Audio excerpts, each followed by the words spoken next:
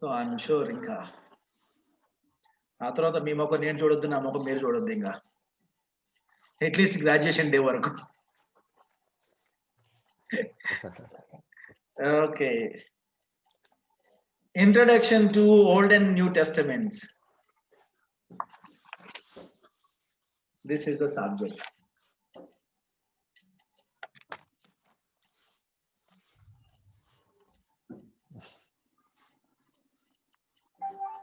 So ఈ subject లో మనము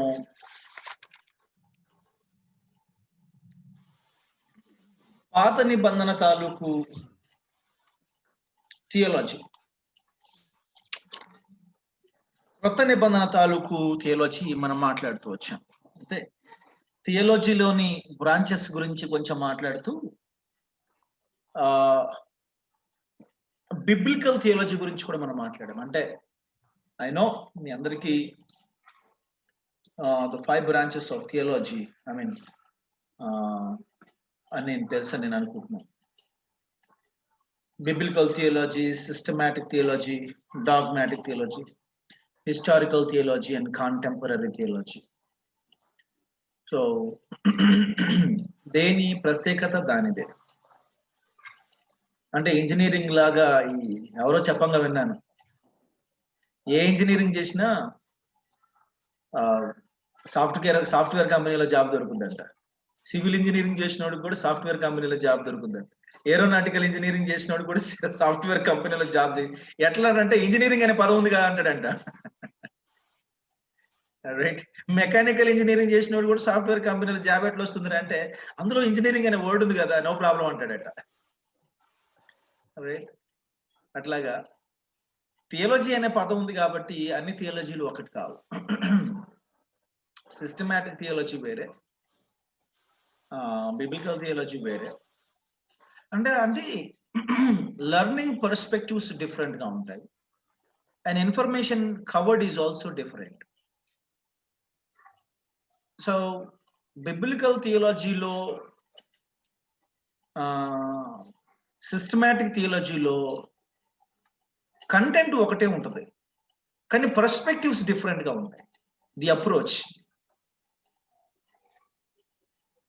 దాని గురించి మనం ఫస్ట్ సెమిస్టర్ లో మాట్లాడుతూ వచ్చాం. అయితే ఇప్పుడు మనకి ఈ సబ్జెక్ట్ లో వచ్చేది biblical theology, not systematic theology.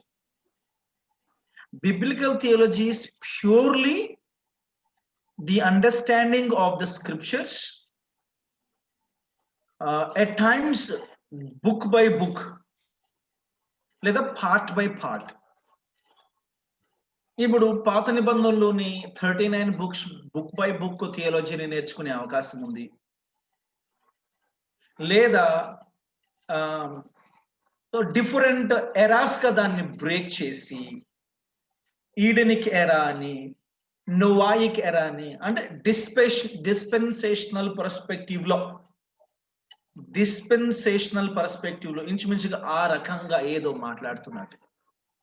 అంటే ఒక్కొక్క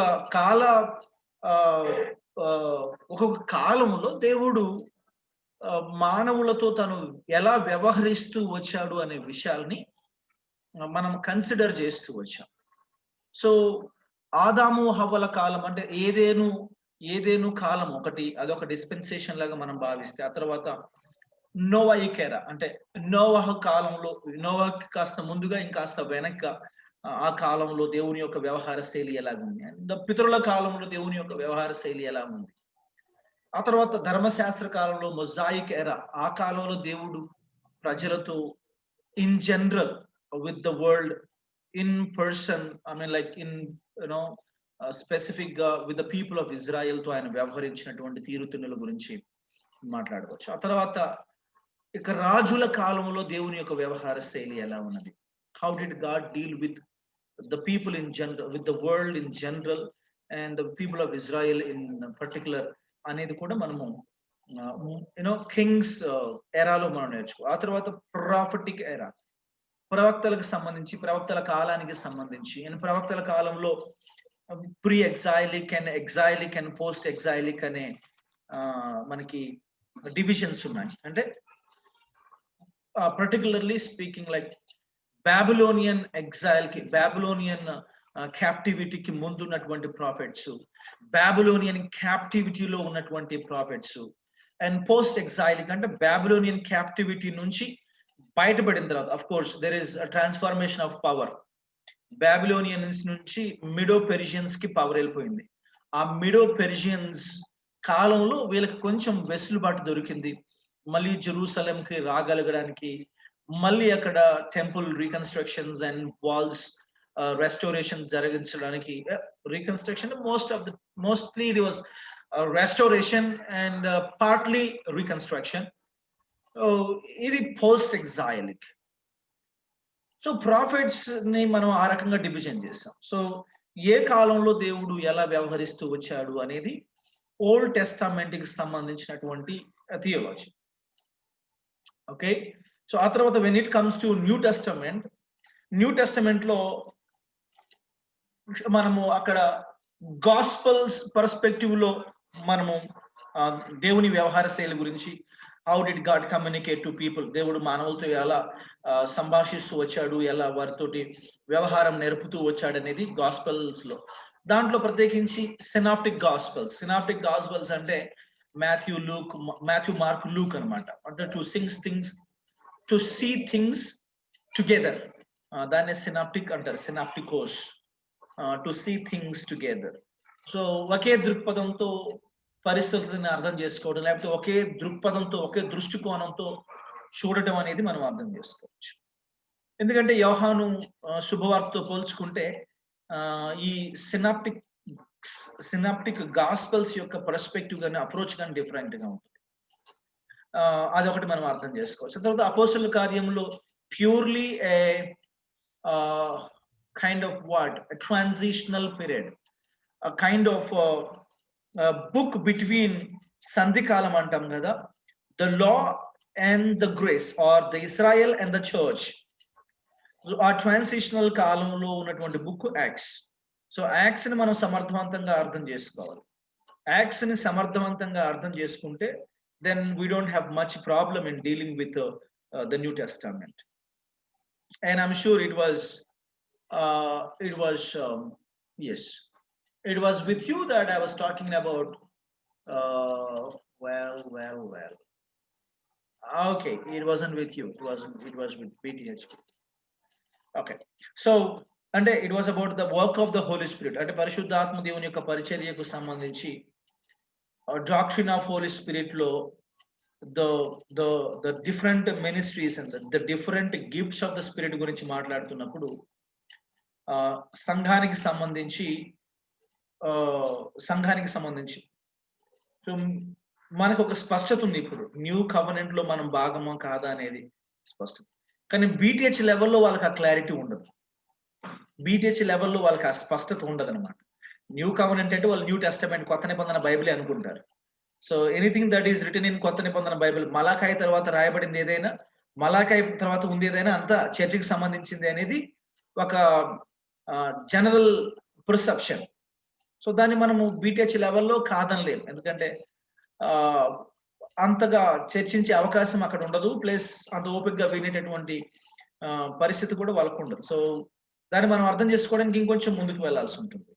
సో హావింగ్ సెడ్ ఇట్, ఇప్పుడు పరిశుద్ధాత్మ దేవుని యొక్క పరిచర్యలకు సంబంధించి ఆయన జరిగించేటటువంటి కార్యాలకు సంబంధించి మనకు ఒక క్లారిటీ ఉంది. కానీ యాక్చువల్ గా అవన్నీ కూడా న్యూ కవెనెంట్ లో అంతర్భాగం అన్న సంగతి మనకు తెలుసు. అండ్ న్యూ కవెనెంట్ యొక్క యాక్చువల్ నెరవేర్పు అనేది to the actual people with actual real life situations లో, with real land and real seed and real king and real people toti, with real blessings toti, physical blessings toti, adi millennium lo untadana sangati manaku oka clarity undi. So that's what we were discussing in BTH class. Having said it, so acts lo jariginatuvantivi konni vallu quote chestu, acts lo jariginatuvanti konni sandarbhalanu utankistu, sir mari idi etla అదెట్లా అనే ప్రస్తావన తీసుకొచ్చారు. అపోస్తల కార్యంలో భాషలు మాట్లాడిండ్రు కదా. మరి ఆ తర్వాత కూడా అపోస్తల కార్యం మాత్రమే అపోస్తల కార్యం 10వ అధ్యాయంలో కూడా కనపడుతున్నాయి కదా. కొర్నేలి కుటుంబం విషయంలో కూడా కనబడుతున్నాయి కదా. ఆ తర్వాత కొరిన్థియన్స్ ఫస్ట్ ఎపిసోడ్స్ లో కూడా చాప్టర్ 14 లో కూడా ఎట్ లెంగ్త్ అవి డిస్కస్ చేయబడినాయి కదా. చాప్టర్ 12 లో కూడా ఇట్ వాస్ మెన్షన్డ్ కదా అని టంగ్స్ గురించి కొంచెం మాట్లాడుతూ వచ్చాం ఆయన. సో మీ అందరూ బీటీహెచ్ ఆల్రెడీ చదువుకున్నారు కాబట్టి టంగ్స్ గురించి నాకంటే బాగా మీకే తెలుసు అనేది నా అభిప్రాయం. సో దాని గురించి కొద్ది గొప్ప మనం మాట్లాడిన అవసరం లేదనేది నా నమ్మకం. అపోహ, భ్రమ, ఇందులో ఏదైనా సరే మీరు ఆల్రెడీ బీటీహెచ్ చదువుకున్నారు కాబట్టి దాంట్లో మీకు 0 క్వశ్చన్స్ ఉంటాయి నాకు తెలుసు. అయినా రేపు ఎగ్జామ్ రాయడానికి సిద్ధంగా ఉన్నటువంటి వాళ్ళు, so don't move your head. అంటే అన్ని బాగానే ఉన్నాయి సార్, మీరు అపోహ భ్రమ అంటే అవి మానేయాలి. ఆ 2 వర్డ్స్ బాగా ఏం బాగా. మేము మీ మీద ఇంత నమ్మకం పెట్టుకుంటే మమ్మల్ని కొంచెం 10 పైసలంతనా నమ్మాలి కదా మీరు. కరోనా కన్నా డేంజర్ గా గుచ్చుకుంటుంది. Amazing. So it is my confidence. Thank you. Okay, may it not be అతి కాన్ఫిడెన్స్. నా నోట ఆ మాట చెప్పించిన దాకా మీరు పట్టు విడిచినట్లు లేరు. Okay, moving on further. అయితే so there is a reason book of Acts ని అర్థం చేసుకోవాలి. చాలా స్లో మోషన్ లో అర్థం చేసుకోవాలి. With already biased and preconceived ideas, experiential, denominational, sir I repeat, with experiential, denominational perspectives తోటి, పర్సెప్షన్స్ తోటి బుక్ ఆఫ్ యాక్ట్స్ ని ఎగ్జామిన్ తటస్థంగా చేయలేరు ఎవరైనా. తటస్థంగా ఎగ్జామిన్ చేయాలంటే వితౌట్ ఎనీ ప్రీ సపోజ్డ్, లేకపోతే ప్రీ కన్సీవ్డ్, బయాస్డ్ ఐడియాస్ లేకుండా తటస్థంగా అధ్యయనం చేస్తేనే యాక్ట్స్ అనేది ఎవరికైనా బాగా అర్థమవుతుంది. What you understand from the book of acts will decide your understanding in the episodes, the faith and practice. Presupposed ideas and etla ante, for example, what are the presuppositions about understanding acts? Okay, yeah, అంటే preconceived ideas గురించి నేను మాట్లాడుతున్నప్పుడు church Israel, అవేళ Israel కు వాగ్దానం చేయబడినటువంటివి ఈవేళ సంఘంలో కనపడుతున్నట్టు చూపిస్తున్నా. ఇప్పుడు అపోస్తల కార్యం 2వ అధ్యాయంలో కనబడేది చర్చ్. మరి ఆయన ఇజ్రాయెల్ కు వాగ్దానం చేసింది చర్చ్ మీద కనబడుతుంది కదా. అండ్ పీటర్ జోయల్ నుంచి కోట్ చేస్తుంటాడు. పీటర్ జోయల్ నుంచి కోట్ చేసినప్పుడు Joel was purely book for Israelites, అంతే కదండి. ఇజ్రాయెల్ కొరకు ప్రస్తావించినటువంటి వాటిలో పీటర్ గారు కోట్ చేసినప్పుడు పీటర్ గారు తప్పు కోట్ చేశారని మనం అనగలమా? లేదు. ఓకే, ఇక్కడ ఇంకొక మాట, there is like more than a half of the fundamental Bible teachers believe that Peter misquoted Joel. So this must be a new thing for your knowledge. More than half of the fundamentals evangelicals believe that and teach that. Of course, my teachers also mentioned it, and they taught us that Peter misquoted it.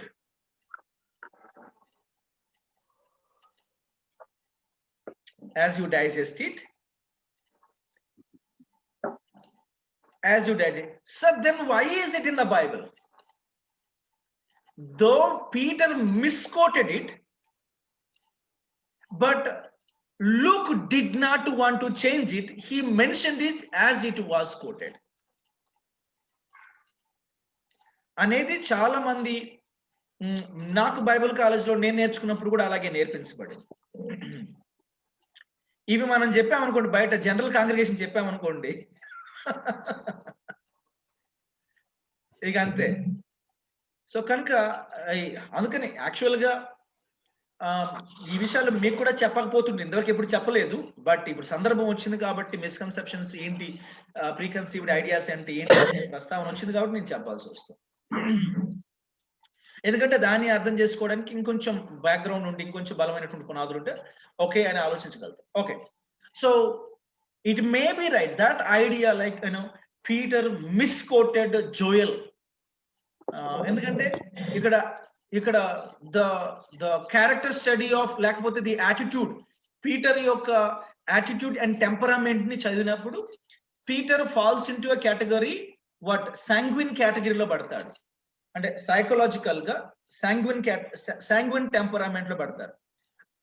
అంటే there are basically 4 temperaments: sanguine, melancholy, other 2 are there, and pragmatic. Yeah, there are other 2: sanguine, melancholy, and there are 2 other branches. And sanguine is like someone who just speaks out anamata, who తొందరగా బయటపడిపోతా ఉంటారు అనమాట. So they speak and then they think. And Peter విషయంలో pretty much ఈ సమస్య మనకి మొదటి నుంచి కనబడతా వచ్చింది. సో అంచేత Peter must have misquoted it and wrongly quoted it అనే ఒపీనియన్ ఉంది. అది మనం sir sanguine, melancholic, choleric and phlegmatic. Yeah, choleric and phlegmatic. Yeah, amazing, thank you. It was long back I mentioned it, so I just went out of my mind. Thank you for yeah, choleric and melancholy, phlegmatic. Amazing. So ఇప్పుడు మన చర్చ అది కాదు, నేను దాని గురించి మాట్లాడాను. Peter right coat చేశాడు, రాంగ్ కోట్ చేశాడని నేను మాట్లాడట్లేదు. కానీ చర్చికి సంబంధించి why did Peter quote? If church is not going to replace the Israel, then why did Peter quote, and why are the promises made to Israel are fulfilling in the church అనే problem ఉంటుంది ఇక్కడ. అది ఇక్కడ ఇంకొక argument ఉంది. So what is sir is there any other man, Peter పొరపాటున quote చేశాడు అనే దానికి ఇంకా ఆల్టర్నేటివ్ ఏం లేదా, ఇంకా బెస్ట్ ఆర్గ్యుమెంట్ ఏం లేదా అంటే దేర్ ఇస్ అనదర్ ఆర్గ్యుమెంట్. ఏంటి what is the another argument అంటే people might not readily accept that idea that Peter wrongly quoted it కదండి. అంత తొందరగా దాన్ని యాక్సెప్ట్ చేయలేరు. ఎందుకంటే అరే how can you say that. So explanation కి చాలా టైం పట్టింది, వాళ్ళకి అంత ఓపిక ఉండకపోవచ్చు. అంటే ఒక మంచి సుహృద్భావ వాతావరణంలో చర్చలు జరగకపోతుండొచ్చు. హే కమాన్ మ్యాన్, పీటర్ తప్పు మాట్లాడి అంటున్నాడు, హీ ఈస్ ఫాల్స్ టీచర్, ఇట్లా ఎమోషన్స్ వస్తా ఉంటాయి, వాళ్ళకి విని ఓపిక ఉండదు. What is the alternative argument అంటే Peter quoted okay because he thought, ఎందుకంటే పీటర్కి కొర్నేలి కుటుంబానికి సంబంధించినటువంటి దర్శనం కలిగేంత వరకు చర్చ్ గురించినటువంటి కంప్లీట్ ఐడియా లేదు. He did know how it is going to go about. ఏమంటారు మీరు? కరెక్ట్. కొర్నేలి కుటుంబానికి సంబంధించి దేవుడు ముమ్మారు ఒక దర్శనం అనుగ్రహించి, అదే యొప్పే ప్రాంతంలో ముమ్మారు ఒక దర్శనం అనుగ్రహించి, things are different, not what you thought, not what you think, it is different bro అని చెప్పేసి ఆయనకి ఒక స్పెసిఫిక్ విజన్ ఒకటి 3 times ఆయనకి ఇచ్చి, so I'm going to do things differently అని చెప్పి ఆయనకి ఇవ్వటాన్ని మనం 10th chapter లో చూస్తాం. సో అంటిల్ దెన్, అప్పటి వరకు Peter idea about how God is going to do things about అనేది, his idea was meager, his idea was poor అని మనకు అర్థం అవుతోంది. ఎందుకంటే it was thrice God had to remind him that దేవుడు పరిశుద్ధపరిచిన వాటిని నువ్వు నిషిద్ధంగా అపవిత్రంగా ఎంచొద్దని చెప్పి God reminded him for 3 times. అవునా కాదా? Yes sir, absolutely. Yeah, so మనకి ఏమర్థం అవుతుందంటే Peter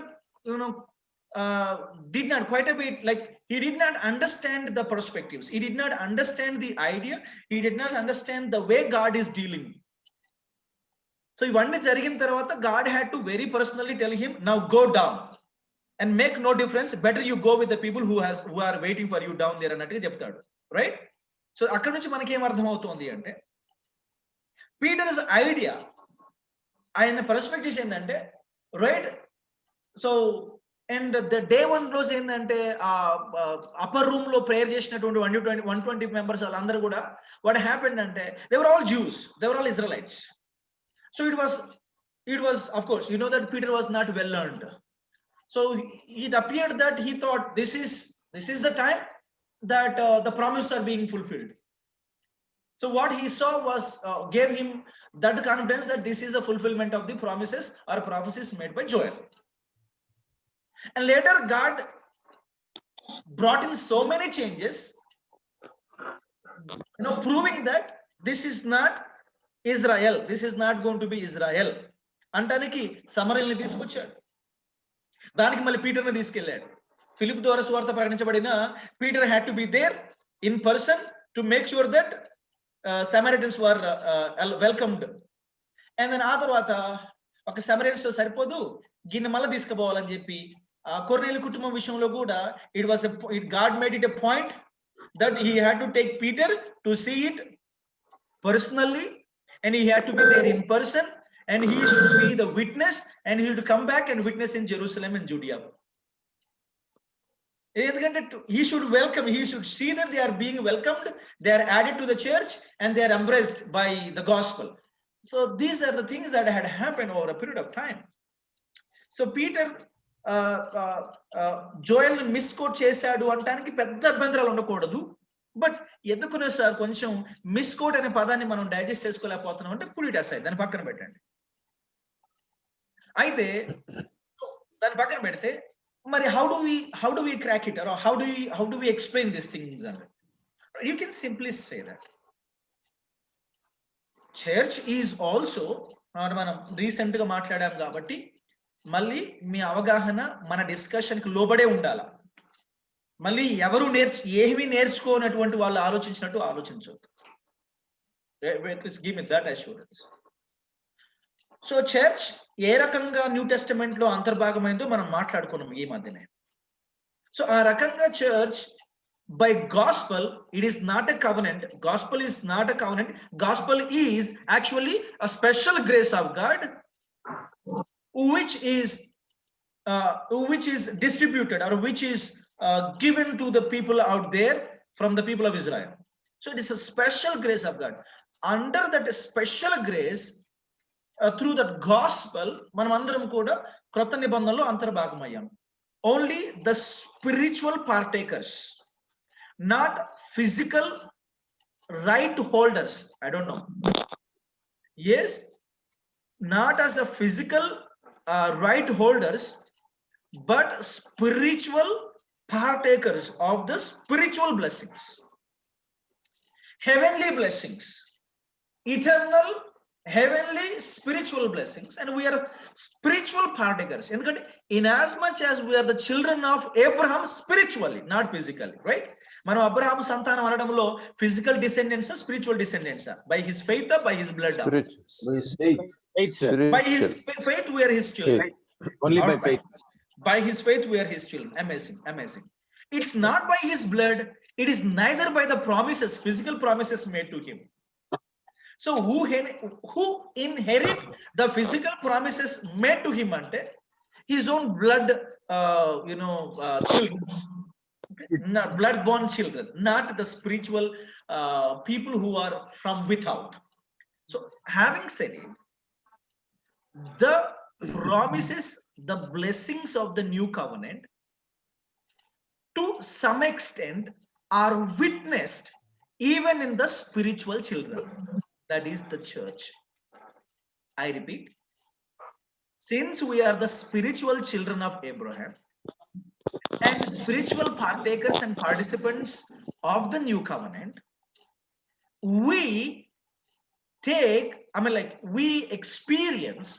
receive the spiritual blessings of the covenant to certain limited extent. And what Peter saw then was spiritual blessing to certain extent. And that is certain extent blessings that are experienced by the church cannot be said this is the complete fulfillment of the Joel's prophecy. మళ్ళీ ఎప్పుడైతే మనం this is a complete fulfillment of the Joel's prophecy అన్నప్పుడు then we don't have to look forward for the fulfillment of the new covenant. అట్లా ప్రాబ్లంలో పడిపోతున్నాం. జోయల్ది already Pentecost దినంలోనే నెరవేరిందని ఎప్పుడైతే మనం అన్నామో then there is no future అని మన నోటితో మనం చెప్పినట్టు అవుతుంది. దెర్ ఇస్ నో ఫ్యూచర్ అన్నాం అనుకోండి, వెల్ చర్చ్ ఈజ్ ఇజ్రాయెల్ అని ఒప్పుకున్నట్టు అవుతుంది. సైమన్ గారు ఇదంతా మీ ప్రశ్నకి సమాధానం చెప్తున్నటువంటిదే. సో మాకు సంబంధం లేదని కూర్చోబాకండి ప్లీజ్. సార్ నేను అడిగిన ప్రశ్నకి ఏం చెప్పారన్నారు అనుకోండి, గుండె పగిలిపోతుంది నాకు. సో హ్యావింగ్ సెడ్ ఇట్, ఇవన్నీ ఉన్నాయి సార్. ఒక్కదాన్ని అర్థం. ఆ తర్వాత అదే భాషల గురించి ప్రాబ్లం ఉంది. సరే, ఆ రోజు అపోస్తుల కార్యం 2వ అధ్యాయంలో భాషలు మాట్లాడారు. భాషలు ఎందుకు మాట్లాడారు అనే చర్చ వచ్చినప్పుడు ఏమవుతుందంటే, భాషలు మాట్లాడారు యాక్ట్స్ చాప్టర్ 2లో. ఏం భాషలు మాట్లాడారు? Were they known languages or unknown languages? known languages existed elsewhere in the world, but of course okay, when they spoke tongues, వాళ్ళ languages మాట్లాడినప్పుడు there were people who literally understood the languages spoken by these people. అవునా కాదా? Yes. So those languages exist somewhere in the world, but the speaker does not know. But when a speaker speaks, there is a person who knows that language available there in that place. Yes.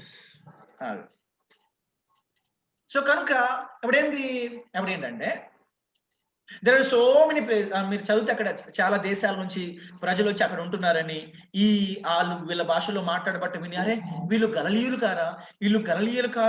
గలిలీలై ఉండి, అరే ఇదేంటి మన భాషలతో దేవుని కార్యాలు వివరించున్నారు, ఇక్కడ ఉన్నటువంటి వాళ్ళు తన భాషలో దేవుని కార్యాలు వివరించబట్ట వింటున్నామే, అరే నేను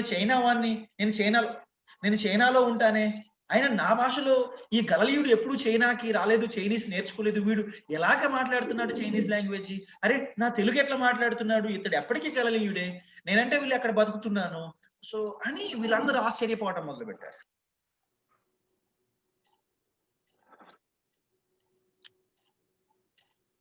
అదే ప్రశ్న ఏంటి సార్, మరి ఇది ఓకే, మరి కొర్నేలు ఇంటికి వెళ్ళినప్పుడు కొర్నేలు ఇంటికాడ ఎట్లా మాట్లాడిండ్రు? కొర్నేలు ఇంటికాడ ఎట్లా మాట్లాడారు? వాళ్ళ భాషలో మాట్లాడారండి, అదే భాష వీళ్ళు మాట్లాడుతున్నారు. మనం ఎట్లాగో భాషలు నమ్మట్లేదు కాబట్టి మనకు చెప్పుకుంటాం సార్. నమ్మే వాళ్ళు ఉన్నారు అనుకోండి, వాళ్ళు ఎందుకు ఒప్పుకుంటారు చెప్పండి, అట్లా కదా. సో ఆ పర్స్పెక్టివ్ లో కూడా మాట్లాడాం మనం.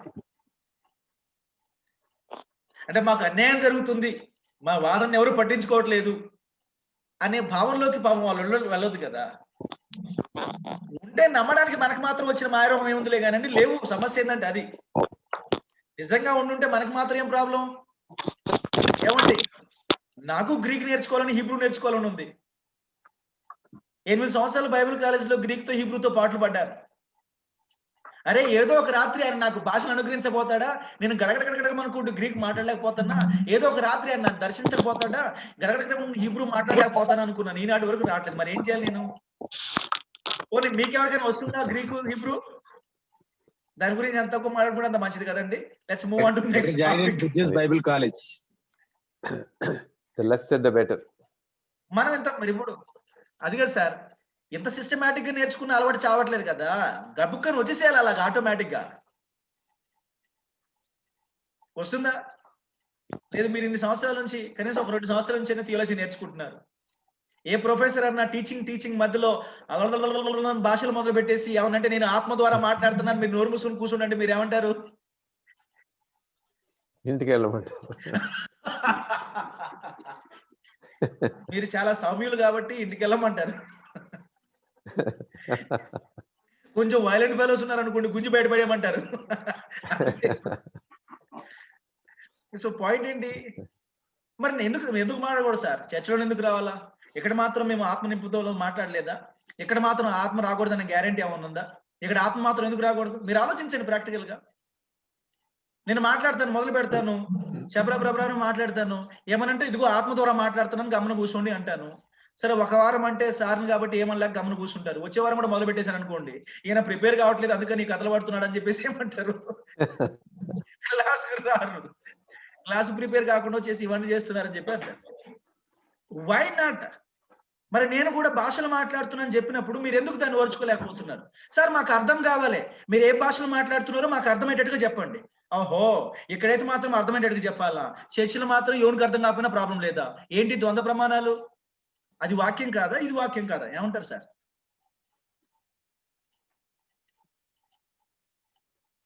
శ్యామ్ గారు చాలా తీక్షణంగా ఆలోచిస్తున్నారు. దీనికి ఏదో పరిష్కారం దొరకాలి ఈ రోజు. అంటే మీకు దీంట్లో ఏమైనా తర్కం అనిపించలేదా? అనిపించింది. యాక్చువల్ గా అసలు లాంగ్వేజెస్ మనకి లేవు కదా, టంగ్స్ ఎందుకు దాంట్లో పోయి పడాలి అని. కానీ ఉన్నాయని వాదించే వాళ్ళు చాలా బలంగా వాదిస్తారండి. ఉన్నాయి, లేని కాదు. మా ఇంటికి వచ్చిన వాళ్ళు కూడా లేకపోతే మీరు పనికిరారని వాదిస్తారు. సార్ టంగ్స్ ఉన్నాయి కదా సార్.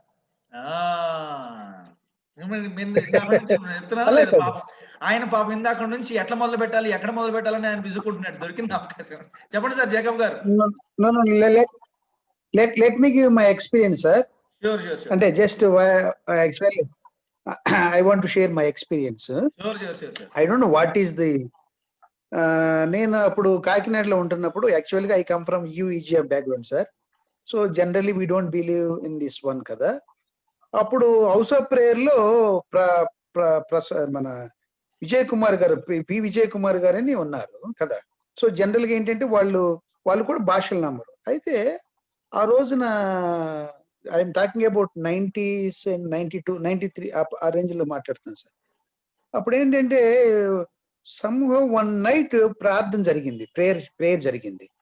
ప్రేయర్ జరుగుతూ ఉంటుంటే మేబీ ఇట్ వాస్ అబౌట్, మీకు తెలుసు P Vijay Kumar garu, he's MSc gold medalist. Of course he doesn't believe in that one, just is actual గా ఇలాగ మా టంగ్స్ ఏం మాట్లాడరు. అయితే ఆ రోజున మాత్రం నైట్ ఒక స్పీకర్ వచ్చి మాట్లాడారు. ఆ రోజు నేను ఒకటే ప్రార్థన చేశాను. యాక్చువల్గా ఏం ప్రార్థన చేశానంటే అప్పటి వరకు నాకు లేవు, because he comes from ఎల్ఏఎఫ్ background కదా, యూజీఎఫ్ ఎల్ఏఎఫ్ బ్యాక్గ్రౌండ్. అప్పుడు నైట్ ఏం ప్రార్థన చేశానంటే, ప్రభువా మరి ఇది లేదని నాకు తెలుసు, అంటే ఈ కంపల్సరీ కాదని తెలుసు. ఒకవేళ if it is compulsory, I prayed like this only sir, please give me. Then you believe or not sir, almost all without my conscious 2 hours I continuously I was speaking. Of course ప్రార్థన అయిపోయింది, everybody gone, I was speaking. I didn't realize that it was over also.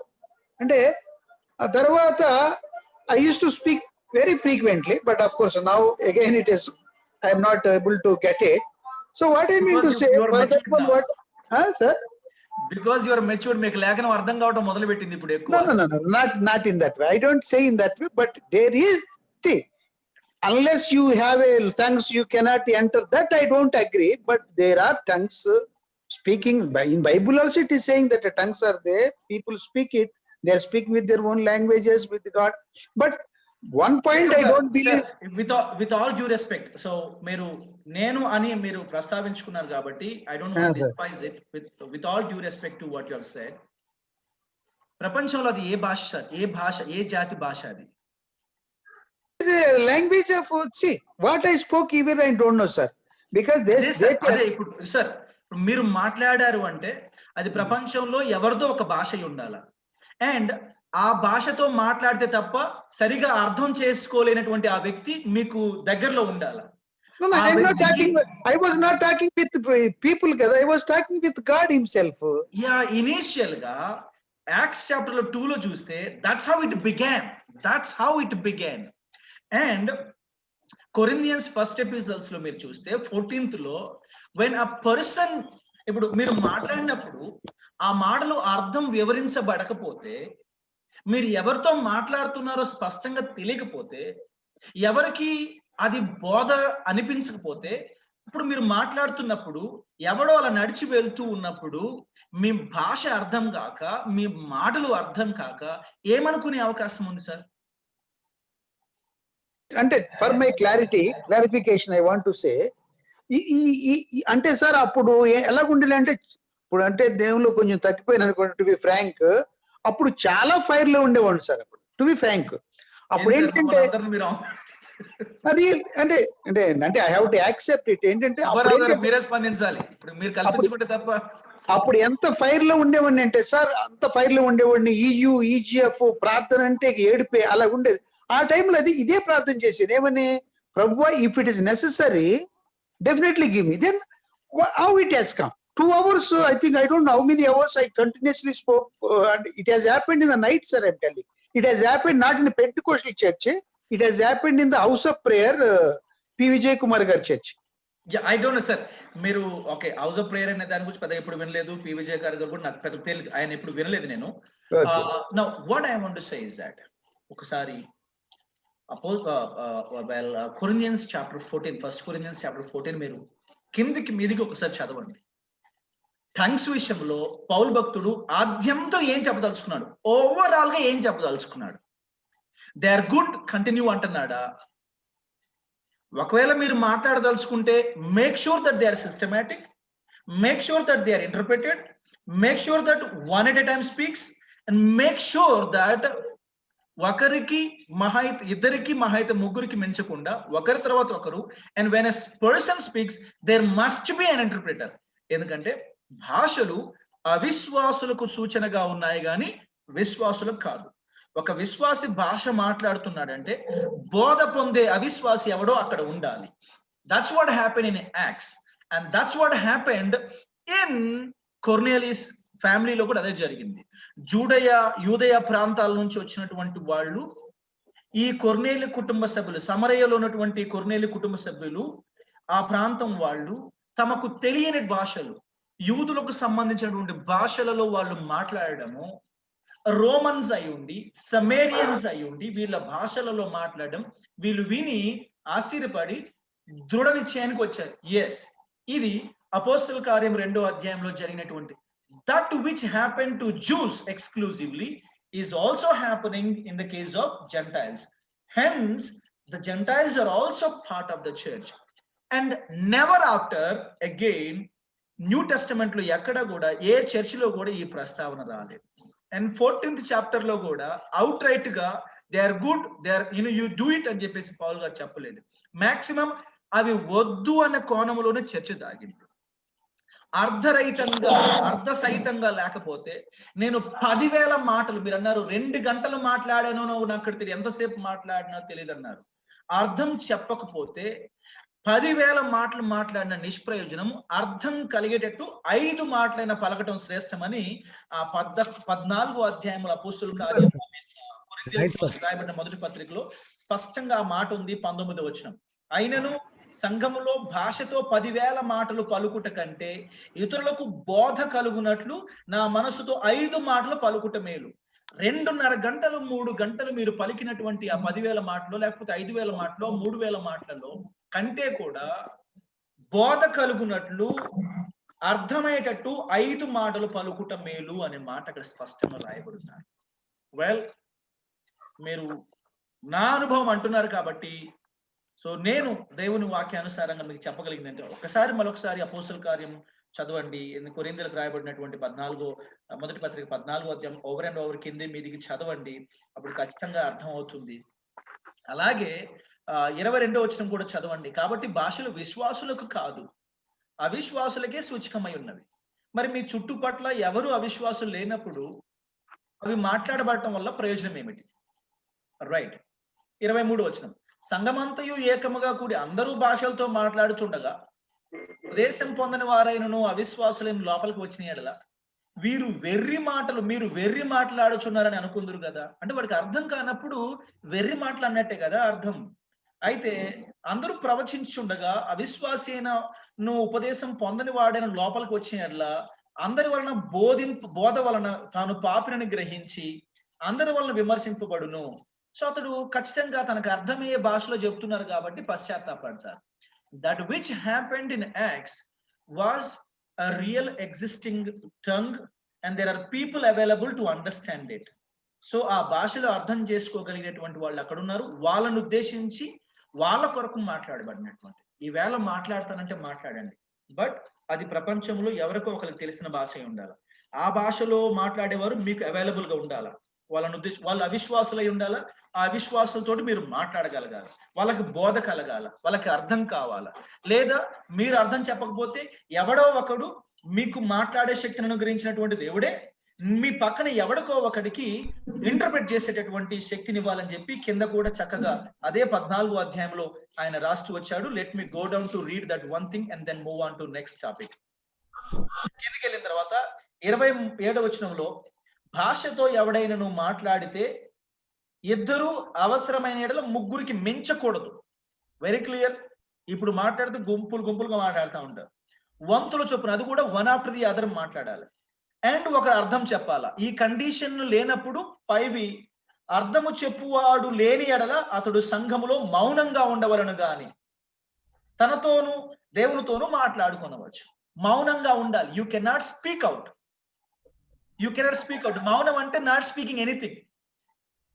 That is called silence. You have to be silent. But మనసులో నువ్వు దేవునితో మాట్లాడుకోవచ్చు. But the tongue should only come out of your mouth audibly to anyone when there is an interpreter, or there are people who understand that language even without interpretation. Does this make any sense? Correct sir. ఇక్కడ మౌనంగా ఉండి మనసులో దేవునితో మాట్లాడాలి అంటే ఏ భాషలో మాట్లాడగలం మనం? మనకు అర్థం అవ్వాలి కదా భాష. మన మౌన భాష కూడా మనకు అర్థం అవ్వాలి, దేవునికి అర్థం అవ్వాలి. That's what sir. అండ్ గుర్తుపెట్టుకోండి, మౌన భాషలో మాట్లాడేవారు ఎవరైనా తమ మాతృభాషలోనే మాట్లాడుకుంటారు. ఆలోచనలు మాతృభాషలోనే కలుగుతాయి. సార్ బయటకు వస్తేనే దానికి వేరొక భాష ఉంటుంది సార్. బట్ మనసులో కలిగే ఆలోచనలన్నీ మాతృభాషలోనే కలుగుతాయి. మళ్ళీ ఇప్పుడు నేను తెనాలి రామలింగడు గురించి ఆయన చెప్పలేను. ఇప్పుడు ఒక పండితుడు వచ్చాడంట, రైట్? ఒక పండితుడు వచ్చి అనర్గళంగా 10 భాషలు మాట్లాడుతూ ఆయన కృష్ణదేవరాయ సంస్థానాలకు వచ్చి సవాలు విసిరాడంట. నా మాతృభాష ఏదో కనిపెట్టగలిగితే అని చెప్పి సవాలు విసిరితే శ్రీకృష్ణదేవరాయ గారు వారి యొక్క బృందం అంతా తలా మునకలయ్యారంట. ఎట్లా అంటే ఇంకా ఆయనకు ఉన్న ఒకడే వాడు ఉన్నాడు. ఎవడు? ఈయన ట్రబుల్ షూటర్. ట్రబుల్ షూటర్ ని పిలవండి అయ్యా, ఆడు తప్ప మనకి సాయం చేసేవాడు లేడు అని. నేను మాట్లాడతా చెప్పు అన్నాడంట. ఈయన అన్నాడంట, నువ్వేం మాట్లాడకుండా చెప్తా అన్నాడంట. వీడు మరీ ఓవర్ చేస్తున్నాడు సార్. ఏం మాట్లాడకుండానే చెప్తానంటున్నానంటే, అంతే చెప్తా, నువ్వేం మాట్లాడొద్దు అన్నాడంట. ఇదేందో తీ అని చెప్పి, సార్ మా లింగడు చెప్పాడంటే చేస్తాడు సార్, మీరు ఏం మాట్లాడబాకండి గమ్మున, ఆయనే కనిపెడతాడు మీ మాతృభాష అని చెప్పేసి అన్నాడంట. రైట్. ఆ తర్వాత ఆయనకి పడక ఏర్పాటు చేశారంట. ముందుగా అగ్రిమెంట్ ప్రకారము ఆ నైటు రామలింగడు అక్కడెక్కడో కాపు కాసి కూర్చున్నాడంట. పడుకోగానే పోయి నిద్ర పట్టగానే వెళ్ళి తొడ మీద తొడపాశం పెట్టాడంట. గట్టిగా తొడపాశం పెట్టాడంట. వాడు లేస్తూ అమ్మో అన్నాడంట, నీ భాష తెలుగు భాష అన్నాడంట. చూసావా, నువ్వేం మాట్లాడకపోయినా కనిపెట్టాడు మా వాడు. ఇట్లా ఉంటది. సో మాటలు బయటకు వస్తేనే భాష ఉంటుంది సార్. మాటలు బయటకు రాకపోతే లోపల ఉండేది మాతృభాష. ఏమంటారు మీరు? సో హ్యావింగ్ సెడ్ ఇట్, ఆలోచనలో మాతృభాష ఉంటుంది. The language that we are educated, the language that we have been taught since the beginning will be our thoughts, in our perspectives. Having said it, బయటికి వెళ్ళాలి అంటే either there are 2 options. నేను భాషలు మాట్లాడడానికి అభ్యంతరం పడను, కానీ కండిషన్ ఏంటి? మీరు మాట్లాడితే దాన్ని అర్థం చేసుకోవడానికి ఆ భాషకు సంబంధించిన వాడు మీ ఎదురుగా ఉండాలి. 2, మీరు మాట్లాడితే అట్లీస్ట్ దాన్ని ఇంటర్ప్రెట్ చేసేవాడు మీ పక్కన ఉండాలి. ఈ 2 కండిషన్స్ లోబడి మీరు మాట్లాడితే నాకేం అభ్యంతరం లేదు. ఎవరైనా మొదలు పెట్టదలుచుకున్నారా? నేను ఆల్రెడీ మాట్లాడుతున్నా భాష తెలుగు భాష. నేను ఆల్రెడీ తెలుగు భాషలో మాట్లాడుతున్నా. అరే అంటే ఒకటే సార్, అంటే ఇప్పుడు మీరు చెప్పిన ఆ రిఫరెన్సెస్ లో చాలా సింపుల్ గా చిన్నపిల్లలు కూడా అర్థం చేసుకునే విధానంలో ఉంది. దాని గురించి పెద్ద అంత డీటెయిల్ అంటే అది తెలుగు, అది మాతృభాష, లోపల భాష, I mean very very simple and very clear to even to the smallest boy can, primary boy can understand it. But the problem ఏంటంటే అండి, స్క్రిప్చర్స్ ఆర్ నాట్ ఎగ్జామిన్డ్. అదే తటస్థంగా సైమన్ గారు ఒక పని చేయాలి, ఆయన చేసింది ఇదంతా. ఇప్పుడు ఏంది లేఖనాలు లేఖనాలు తటస్థ వేదిక మీద, మ్యూట్ లో పెట్టి మాట్లాడండి సార్ ప్లీజ్. లేఖనాలు తటస్థ వేదిక మీద, అందుకనే నేను అన్నాను ప్రీ కన్సీవ్ బయాస్డ్ పర్స్పెక్టివ్ లేకుండా చదివితే బాగుంటుంది. యాక్షన్ అందుకని అందుకు చదవాలా. అలా చదివితే మనకి దెన్ ఇప్పుడు కొరింథియన్స్ ఈజీగా అర్థం అవుతుంది. మళ్ళీ ఏం చేస్తున్నారంటే కొరింథియన్స్ ఒకదానితో సాటిస్ఫై కాకుండా అక్కడ జరిగింది కదా ఇక్కడ జరిగింది కదా అనే ప్రశ్న. నేను ఇప్పటికీ చెప్తున్నాను, I'm very clear in my language. Telugu భాషలో మాట్లాడుతున్నాను. భాషలో ఎవరన్నా మాట్లాడతానంటే నేను వద్దనను, బట్ ఓన్లీ 2 కండిషన్స్. ఏంటది? ఒకటి, మీరు మాట్లాడే భాషకు సంబంధించిన వ్యక్తి మీ ఎదురంగా ఉండాలా, లేదా మీరు మాట్లాడుతుంటే దాన్ని ఇంటర్ప్రిట్ చేసే వ్యక్తి మీ పక్కన ఉండాలా. ఈ 2 కండిషన్స్ లో కూడా మీరు మాట్లాడండి, నాకు ఇబ్బంది లేదు. ఎందుకంటే ఎవడో ఒకడు బోధన ఉండాలా, బోధన ఉండేవాడు లేకపోతే మీరు మౌనంగా ఉండాలా. ఏమంటారు? So these are the 2 primary. జరుగుతుంది సార్ ఇది. Sir holy anointing prayer sessions లో జరుగుతుంది సార్, అందుకనే చెప్తున్నాను కదా. మోస్ట్ ఆఫ్ ద టైమ్స్ ఇక్కడ ఏం జరుగుతుందంటే, ఇందాక జేకబ్ గారు అన్నారు నాకు తెలియకుండా నేను మాట్లాడాను అన్నారు. దాన్ని పక్కన పెడుతూ దాన్ని అలా గౌరవిస్తూనే, ఇప్పుడు tongues are taught, they are trained, they are given a special training. ఏమండి? Miracle training centres, healing training centres, tongues training centers. It was in 2007 or 8 Wesley junior college లో, పారడైజ్ వెనకాల ఉన్న వెస్లీ జూనియర్ కాలేజ్ లో ఏదో meeting జరుగుతుంటే ఒక foreigner వచ్చాడు, translation కోసం నన్ను పిలిచారు. So I was bit late there. అప్పటికే వేరే ట్రాన్స్లేటర్ ఉండి ట్రాన్స్లేట్ చేస్తున్నారు.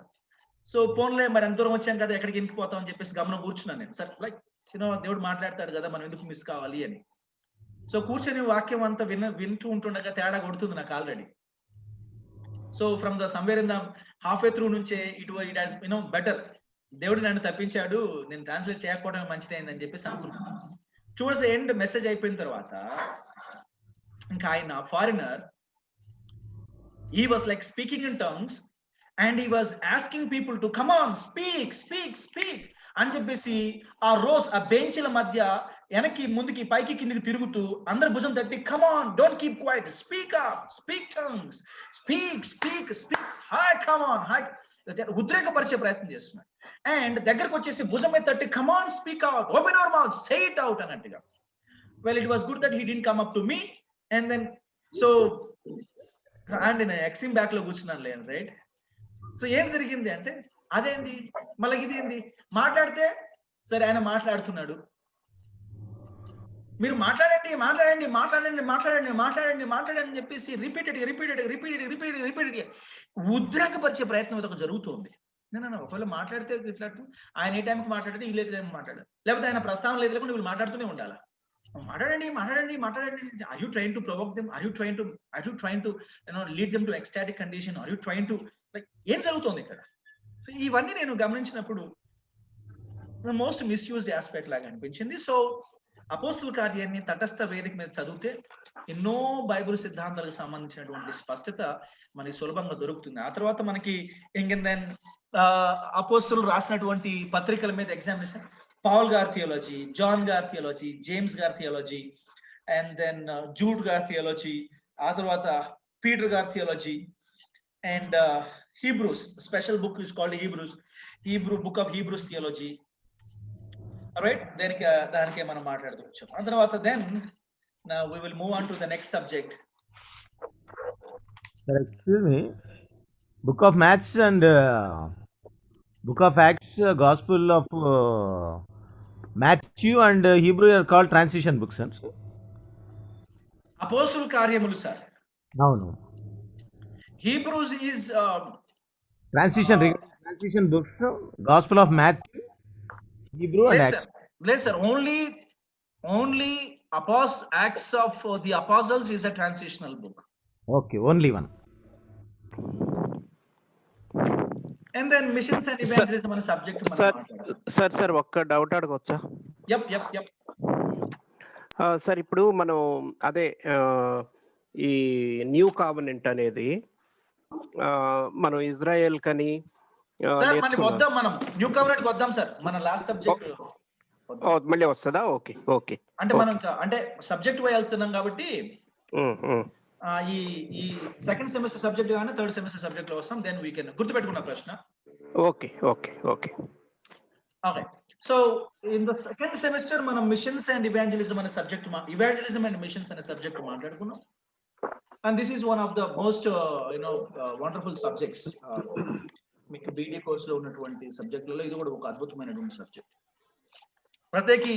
ప్రత్యేకించి సేవకు సంబంధించి, సౌవార్థీకరణకు సంబంధించి, అండ్ అందులో విశ్వాసుల యొక్క బాధ్యత మరియు పాత్ర, లేదా బాధ్యత మరియు పాత్ర మరియు బాధ్యత. ఐ థింక్ ఇట్ ఈస్ బాధ్యత మరియు పాత్ర, అదే కరెక్ట్ ఆర్డర్ అని నేను అనుకుంటున్నాను. సో విశ్వాసులకు ఉన్నటువంటి బాధ్యత ఏంది, వాళ్ళు పోషిస్తున్నటువంటి పాత్ర ఏంటి అనే చర్చ మనము ఈ యొక్క ఇవాంజలిజం అండ్ మిషన్స్ లో నేర్చుకుంటూ వచ్చాం. ఓకే. అయితే దాంట్లో సువార్తను నిర్వచించడం మొదలుకుంటే మిషన్స్ అనేవి ఎక్కడ ప్రారంభించబడ్డాయి? మిషన్స్ అనేవి గ్రేట్ కమిషన్, మాథ్యూ చాప్టర్ 28 లో గ్రేట్ కమిషన్ తో స్టార్ట్ అయిందా, లేదు గ్రేట్ కమిషన్ కంటే ముందు గ్రేట్ కంపాషన్ ఆఫ్ గాడ్, అంటే దేవుని యొక్క మనస్సులోనే ఈ కమిషన్ స్టార్ట్ అయింది. సో దేవుడు ఆదాము హవ్వల్ని వాళ్ళ పాప నిర్జీవ స్థితిలో చూసి అప్పటి నుంచే వారిని రక్షించాలనేటటువంటి తీర్మానంలోకి దేవుడు వచ్చి వారిని రక్షించే ప్రక్రియలో భాగంగా దేవుడు వారికి వాగ్దానం కూడా చేయడం జరిగింది. విమోచనను గూర్చినటువంటి వాగ్దానం చేయడం జరిగింది. అండ్ దేర్ ఆఫ్టర్ ఆయన పతనం కాకుండా, పూర్ణంగా నశించిపోకుండా, ఫ్రమ్ టైం టు టైం అపవాది యొక్క తంత్రాలన్నింటినీ కూడా ఎదురిస్తూ, ఆ తర్వాత అబ్రహాము అనబడినటువంటి ఒక వ్యక్తిని, ఆ వ్యక్తి ద్వారా కుటుంబం ద్వారా ఒక జనాంగాన్ని ఏర్పాటు చేసుకుని, ఆ జనాంగం ద్వారా తన విమోచకుడిని తీసుకొచ్చే ప్రయత్నం దేవుడు చేయటం. ఈ ప్రక్రియలో ఎన్నోసార్లు అపవాది ఆటంకపరిచిన విమోచకుని రాకను అడ్డుకునే ప్రయత్నం చేసిన దేవుడు సమర్థవంతంగా వాటిని అన్నిటిని తిప్పికొట్టి ఏ విధంగా విమోచకుడిని భూలోకంలోకి తీసుకొచ్చేంత వరకు దేవుడు కట్టుదిట్టమైనటువంటి భద్రతా చర్యలు తీసుకున్నాడు. అలాగే ఇశ్రాయేలు అనబడినటువంటి వారి ద్వారా దేవుడు సువార్తను లోకానికి ప్రకటించాలనుకున్నా, ఇశ్రాయేలు లోబడిన కారణాన మీరు వెళ్ళి చెప్పకపోతే నేనే వెళ్తాను అని ఆయన దిగి వచ్చినటువంటి సందర్భాన్ని గురించి మనం మాట్లాడుకోవచ్చు. సో ఏకంగా ప్రభు వారి భూలోకానికి దిగి వచ్చి ఇశ్రాయేలు లోబడడానికి ఇష్టపడినటువంటి పరిస్థితుల్లో యేసుక్రీస్తు ప్రభువుల వారు దేవుడు తనకు తానే, మనం ఏమనుకుంటామంటే మనం చేయకపోతే ఎవరు చేయలేరు, ఎవరో వెనకాట ఒక ఆవిడ నా కోడి కుయ్యకపోతే మా ఊరికి పొద్దే పడవదు అనుకుందట. సో అండ్ దేవుడు దాన్ని, ఇశ్రాయేలు యొక్క వైఖరి కూడా దాదాపుగా అలాగే ఉండింది. ఏంటంటే మేము వెళ్ళి చెప్పకపోతే వీళ్ళకి ఎవరూ చెప్పరు, మేము వెళ్ళి ప్రకటించకపోతే ప్రకటించేవాడు ఎవడూ లేడు. Are you all there? yes yes. So చెప్పే వాళ్ళు ఎవరూ లేరు అనుకున్నట్టుగా then God has decided to send his own son and come down all by himself to earth and to invite the people. So that is a great compassion of God అని మనం మాట్లాడుకున్నాం. తర్వాత exemplary gospel discussions and gospel conversations గురించి కూడా మనం మాట్లాడుకున్నాం. ఈ ప్రక్రియలో సవార్థికుని యొక్క personal life, testimony and character are of course one of the, not only the good news, not only the message, but also the messenger. వర్తమానికుని యొక్క జీవితం కూడా చాలా మంచి జీవితం ఉండాలని మనం మాట్లాడుకున్నాం. కానీ ఏం జరుగుతుందంటే బోధకులు ద్వంద్వ ప్రమాణాలు కలిగి బ్రతుకుతున్నారు. ఏమయ్యా ఇది తప్పు కదా అంటే personal life different and professional life is different అని రాజకీయవేత్తలు మాట్లాడినట్టు, సినిమా సెలబ్రిటీస్ మాట్లాడినట్టు మాట్లాడుతున్నారు. వాళ్ళే కదా అనేది, పర్సనల్ లైఫ్ గురించి టచ్ చేయొద్దు, అంటే వీడు అంటే బయట ఒక బతుకు బతుకుతాడు, లోపల ఒక బతుకు బతుకుతాడు. అది మనం చూసి ఏం మాట్లాడదు. ఏమనంటే దట్ ఈస్ పర్సనల్ లైఫ్, దాని గురించి మాట్లాడద్దు. మరి నేను కూడా అలాగే, మరి పౌరులు కూడా అలాగే అంటారు, don't talk about our personal life sir అనేది. మరి అందరికీ పర్సనల్ లైఫ్ ఒకటి, పబ్లిక్ లైఫ్ ఒకటి ఉంటే ఇందులో ఎవడు దోషి?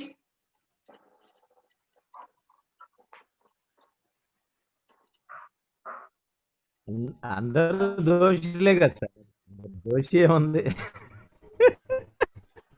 అంటే సమర్థించుకోవడానికి ఒక పరిధి ఉంటుందండి. Don't talk about personal life. And బోధకులు ఆ కేటగిరీలో చేరడమే ఇక్కడ దుఃఖదాయకం, దుఃఖకరం. ఏమనంటే అంటారు don't talk about my personal life. అది దేవుడే వాళ్ళకి ఇస్తారండి. ఏం రమేష్? వాళ్ళకి దేవుడే ప్రతిఫలం ఇస్తారంటారు సార్, అంతే. అంతేనా? కరెక్టేలే. స్టాండర్డ్ ఒకనొక సందర్భంలో ఒకనొక బోధకుడు ఉన్న భార్యకి విడాకి లేకుండా కొత్త ఆమెను చేసుకున్నాడు. గేమయ్య ఇది తప్పు కాదంటే that is personal life sir, you don't have to think worry about my personal life అని. ఓ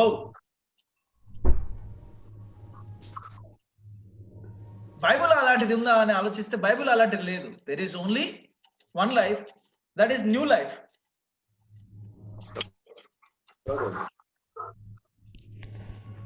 ఉంటే 2 జీవితాలు ఉంటాయి మనకి, తప్పేమి లేదు.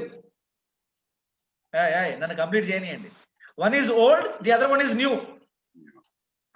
మళ్ళీ 2 జీవితాలు అని చెప్పారు, మీరు మాట మార్చొచ్చు సార్, దాని మీద నిలబడండి అని చెప్పండి. నేను చెప్పనియండి. One is old, the other one is new. కొత్తదొకటి పాతదొకటి అని చెప్తున్నా, లేదు పాతదొకటి కొత్తదొకటి, అంతేగాని లోపలదొకటి బయటదొకటి కాదు. So you want to set an example for that. కొత్త దానికి పాత దానికి సార్, లోపల దానికి బయట దానికి కాదు. I'm in line with your word. Thank you. అయితే ఒకనొక సందర్భంలో ఒక పాస్టర్ గారి భార్య ఆదివారం రోజు ఆయన వాక్యం చెప్తున్నాడు. చాలా ఆవేశభరితంగా కుటుంబం గురించి, ప్రేమల గురించి, అనుబంధాల గురించి వాక్యం చెప్తా ఉంటే ఆవిడ అర్జెంటుగా లేచిపోయి ఇంటికి వెళ్ళిపోయి బ్యాగ్ నిండా బట్టలు సర్దేసుకొని తనకు సంబంధించినటువంటి బట్టలన్నీ సర్దుకొని వచ్చి యూనో వాక్యం చెప్తా ఉంటే నేరుగా నడుచుకుంటూ వెళ్ళి పుల్పిట్ దగ్గర నిలబడిందంట. చర్చ్ వాళ్ళందరూ బెత్తరపోయారంట. ఏంది అంటే ఇంకో నాకు ఈ వాక్యం చెప్పే హస్బెండే కావాలన్నదంట. అరే ఆయన నీ హస్బెండే కదంటే, ఈ వాక్యం చెప్పేటప్పుడు ఎట చెప్తారు, ఈ హస్బెండ్ కావాలా? చర్చిలో వాక్యం చెప్పే హస్బెండే కావాలి నాకు. ఎందుకు? ఇది అయిపోయినాక ఆయన ఇంకొక అలాగే ఉంటాడు. అర్థమవుతుందా? ఆయన ఒక పాస్టర్ ఆదివారం రోజు వాక్యం చెప్పిన తర్వాత సాయంత్రం ఇంటికి వెళ్తున్నాడంట. కారులో ఇంటికి వెళ్తా ఉంటే ట్రాఫిక్ పోలీసులు డ్రంక్ అండ్ డ్రైవ్ చేస్తున్నారంట. ఆ డ్రంక్ అండ్ డ్రైవ్ టెస్ట్ లో వాళ్ళ బిలీవర్స్ కూడా ఉన్నారంట. ఐ మీన్ లైక్ కానిస్టేబులే ఉన్నాడంట అక్కడ. అయితే పాస్టర్ గారు కారు రాగానే, పాస్టర్ గారు వెళ్ళండి మీరు వెళ్ళండి, మీరు తాగటం ఏంటి సార్, మీరు మా పాస్టర్ గారు, మీరు తాగటం ఏంటి సార్, మీరు వెళ్ళండి అన్నాడంట. వెళ్తా ఉంటే కారులో ఏదో కనిపించిందంట. ఆగండి సార్ అన్నాడంట. ఆగండి సార్ అదేం సార్ బాటిల్ అంటే, బాటిల్ తీసి పక్కనే బాటిల్ ఉందంట. తీసి అరే నేను నీళ్ళు పట్టానయ్యా, అరే దేవుడు అద్భుతం చేసి దీన్ని ద్రాక్షరసంగా మార్చినట్టున్నాడు అంటున్నాడంట. నేను నీళ్లు నింపుకొని పెట్టాను కారులో, ఇదేంటి ఇవి ద్రాక్షరసంగా మారిపోయినాయి, అరే దేవుడు ఒక అద్భుతమే చేశాడు నా కారులో అన్నాడంట. ఇగో ఇలా ఉంటే మనోళ్ళ వేషాలు. It was happened earlier, sir, not now in drunken drive, and it happened in long back. అవునా? Yes sir. I don't know. Sir నేను ఒక ఎగ్జాంపుల్ చెప్తాను సార్. సార్ నేను ఒక చిన్న ఎగ్జాంపుల్ చెప్తాను. చెప్పండి సార్. బాగా మనకు బాగా తెలిసిన అతను, బాగా మంచి వాక్యాన్ని చక్కగా బోధించే అతను, మంచి డాక్టర్ లో ఉన్నాడు అనుకున్న అతను. నేనేనండి, అట్లయితే ఇవన్నీ నేనే. ఇంకెవరు మీరు కాదు. నన్ను చెప్పనివ్వండి, నేను చెప్పబోయేది మీరు కాదు. అయితే ఆయన ఏంటంటే వైఫ్ ఉండగానే ఇంకొక అమ్మాయిని మ్యారేజ్ చేసుకోవడానికి సిద్ధపడిపోయాడు.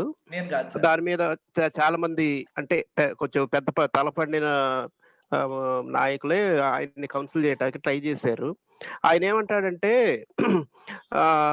పోలోగమిలో నుంచి వచ్చినటువంటి 12 ట్రైబ్స్ ని దేవుడు ఆశీర్వదించాడు కాబట్టి ఇట్ ఈస్ బిబ్లికల్ అంటాడు అతను. Repeat, come again. ఇప్పుడు బహుభార్యత్వం అనేది ఇప్పుడు యాకోబుకి ఇద్దరు భార్యలు ఇంకిద్దరు ఉపపత్నుల్లో నుంచి పుట్టిన 12 ట్రైబ్స్ ని దేవుడు దీవించాడు కాబట్టి సో ఇట్ ఈస్ బిబ్లికల్ అని అతను వాదిస్తుంటే అది చాలా డిస్కషన్స్ మీద మొత్తం మీద ఆయన్ని సంభవ్ ఏమిటో చర్చ్ నుంచి ఎక్స్కమ్యూనికేట్ చేశారు అనుకోండి. But that is what a kind of sect of people also are there. That is what I wanted to tell. yes there are అండి. ఎందుకంటే they forget to read the New Testament also. ఏకపత్ని పురుషుడై ఉండాలి అనే ప్రస్తావన కూడా బైబిల్లో ఉంది. That is the latest revolution. అందుకనే Bible నేను మొదటి నుంచి మీకు చెప్తూ వచ్చాను, ప్రోగ్రెసివ్ పర్స్పెక్టివ్ లో చూడాలి. అంటే అంతేకాదు కదా సార్, అసలు బిగినింగ్ లో కూడా దేవుని హృదయంలో ఉన్న ఇంటెన్షన్ అసలు అది కాదుగా. One man one women, absolutely right. yes he started with it, and which is 10,000 times is the reason that one man one woman. And after all we have a clear instructions, clear laws that ఏకపత్ని పురుషుడై ఉండాలి. ఇంకొక భ్రష్టత్వం ఏంటంటే నీకు కావాలంటే బత్సెబా విషయంలో నీకు కావాలంటే ఇంకొంతమందిని ఇచ్చేవాడిని కదా నేను, నువ్వు ఎందుకు ఆమెను ఆశపడ్డావు. సో అట్లా అన్నమాట. చాలా భయంకరమైనటువంటి sir royal norms are different sir. Royalty is different sir. So royals కి కింగ్స్ కి ఆ ఎక్స్క్యూజ్ ఉంది, ఆ అడ్వాంటేజ్ ఉంది సార్. సో సరేలే, మనం కూడా రాజులైన యాజక సమూహం కాదు. అందులో రాజులు అనే ఒక పాయింట్ ఎత్తుకుంటున్నాడు మనడు. సో చాలా ఇవన్నీ కూడా సార్ వెస్లీ గారు పరలోక రాజ్యం కదా. Right. So having said it, ఇక్కడ దొరికిపోతున్నారండి చాలా మంది. అండ్ ఇక చూడండి, ఇప్పుడు చూడండి సార్, మనోళ్ళు ఈ కార్పొరేషన్ ఎన్నికల్లో, జిహెచ్ఎంసి మేయర్ ఎన్నికల్లో ఏరియాకి గుత్తా పట్టుకుంటారనమాట. పాస్టర్లు అందరూ ఒక అసోసియేషన్ లాగా ఏర్పడి ప్రతి పార్టీ వాడి దగ్గర మా చర్చికి ఇంత ఇన్ని మెంబర్స్ ఉన్నారు ఇంత అని చెప్పి గుత్తాకి అమ్మేస్తా ఉంటారు.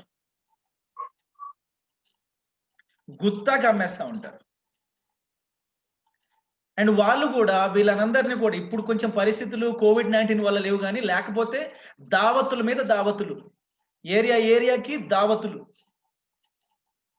ఇప్పుడు ఆ పరిస్థితి లేదు కాబట్టి ఇవన్నీ ఇంకా మంచి కలిసి వచ్చింది పాస్టర్లకి. మొత్తం క్యాష్ రూపానే ఉంటుంది ట్రాన్సాక్షన్ అంతా, రైట్. సో ఇలాగ కొంటున్నారండి. అండ్ ఇప్పుడు పాస్టర్ అసోసియేషన్ కి చాలా డిమాండ్ ఉంది ఈ రోజుల్లో. సో ఆ పొలిటీషియన్ ఒక పాస్టర్స్ అసోసియేషన్ కలిసి మీ వాళ్ళందరినీ కూర్చోబెట్టవా అని చెప్పి మాట్లాడతాడు. సరే, మీలో కూడా ఉన్నారు కొందరు పాస్టర్లు, రైట్. కరోనా కాబట్టి అవట్లేదు సార్ ఇప్పుడు. ఇవైతే వీటికేం నష్టం లేదు. ఇవైతే ఇవి ఏమీ లేదు. కరోనా రాదు సార్. Absolutely sir. ఇది ఇక్కడేనా లేకుంటే ఆల్ ఇండియానా? ఇప్పుడు ఇది ఎక్కడైనా మరీ అమాయకంగా అడుగుతున్నావయ్యా నువ్వు. లేదు సార్, అంటే మా ఏరియాలో లేదు సార్ ఇలాంటివి. అంటే పోస్టర్ ఈయన అనుకుంటున్నాడు, పోస్టర్లు వేస్తారు అనుకుంటున్నాడు సార్. Don't expect posters. లేదు సార్, అంటే మా ఏరియాలో ఇలాగా అసలు రాజకీయం దాంట్లో అసలు దూరం sir. Amazing, that is amazing. సౌర బాప్టిస్ట్ చర్చలలో లేదు సార్, ఇలా లేదు అసలు. మేము దాని జోలికే వెళ్ళాం. Right, that's good, Ramesh. But it is there because I was invited, I was offered, which I rejected, for which I was counted like a fool. I think I shared it long back with you already. So I was offered, I was invited, though I was not part of any association, but నేను ఒక condition పెట్టాను, మీరు నాకు ఇవ్వండి కానీ గెలిచిన తర్వాత ఇవ్వండి, కృతజ్ఞతగా ఇవ్వండి. అర్థమవుతుందా సార్? నేను గెలిచాను, దేవుడు నన్ను దీవించాడని చెప్పేసి ఊరందరూ ఓటేస్తే మీకు కృతజ్ఞత ఏంటి? ఆయన అదే అన్నాడు, మరి వెరిగా మాట్లాడుతున్నా, గెలిచిన తర్వాత దేవుడు ఇస్తాడు వాయ మీకు అని. సో ఇవన్నీ ఉన్నాయండి, but the character of the messenger is important in as much as the message వర్తమానం ఎంత పరిశుద్ధమైనటువంటిదో ఆ వర్తమానాన్ని పంచేవాడు కూడా అంతే పరిశుద్ధంగా బతకాలి. And that is the reason we have that our slogan of Bible Gospel Church ఏంటంటే, మా చర్చ్ స్లోగన్ ఏంటంటే, Holy God, Holy Word, Holy Life. Holy God, Holy Word and Holy Wife. I mean, Holy Life. So moving on further. So character of the messenger గురించి మనం మాట్లాడిన తర్వాత, then సువార్తీకరణలో main challenges ఏంటి అంటే, people coming from other religions and other faiths, they have lot of doubts and lot of stigma is attached to it. So when lot of stigmas are attached to this faith, Christianity ki చాలా stigmas attach అయి ఉన్నాయి కాబట్టి వాటన్నిటిని దాటుకొని వాటిని క్రైస్తవ్యంలోకి ప్రభులోకి రావటం అంటే మన సంస్కృతిని కాదన్నట్టే, కాలదనినట్టే, కన్న తల్లిని వదిలేసినట్టే. ఇలాంటి కొంచెం ఇలాంటి బాగా బిల్డప్ చేశారండి. బాగా ప్రొవకేటివ్ గా మాట్లాడి, కన్న తల్లిని మారుస్తావా, లేకపోతే కాదంటావా, ఇలాంటివి ఎన్నో కొంచెం మాట్లాడటం వల్ల చాలా మంది కొంచెం అలాంటి ఆలోచనలకు వెళ్ళిపోయి, are we so bad at conversion. By the way, మీకు ఆల్రెడీ మీరు అప్డేట్ అయి ఉండొచ్చు, యూపీలో ఈ యాంటీ అన్లాఫుల్ కన్వర్జన్ బిల్ ఒకటి వాళ్ళు అప్రూవ్ చేస్తున్నారు.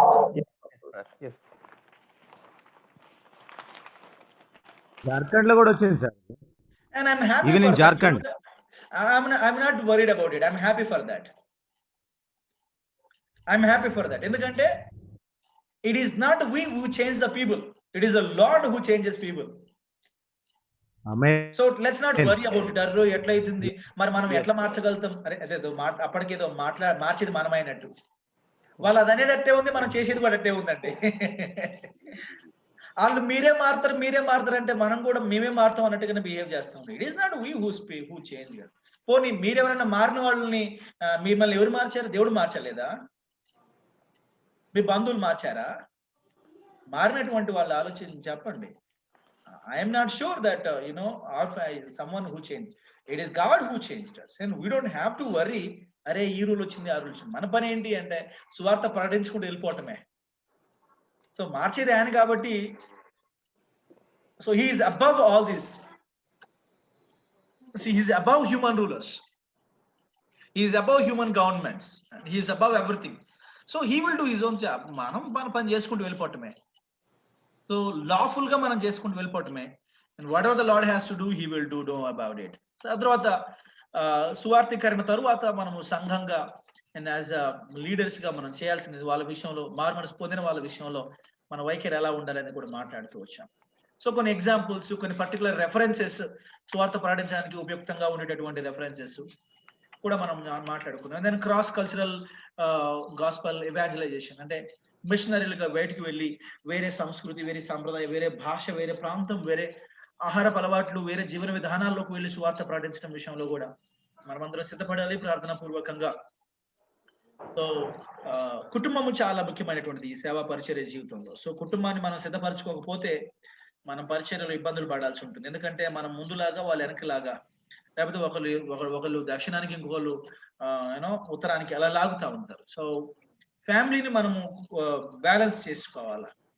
So they also must be prepared.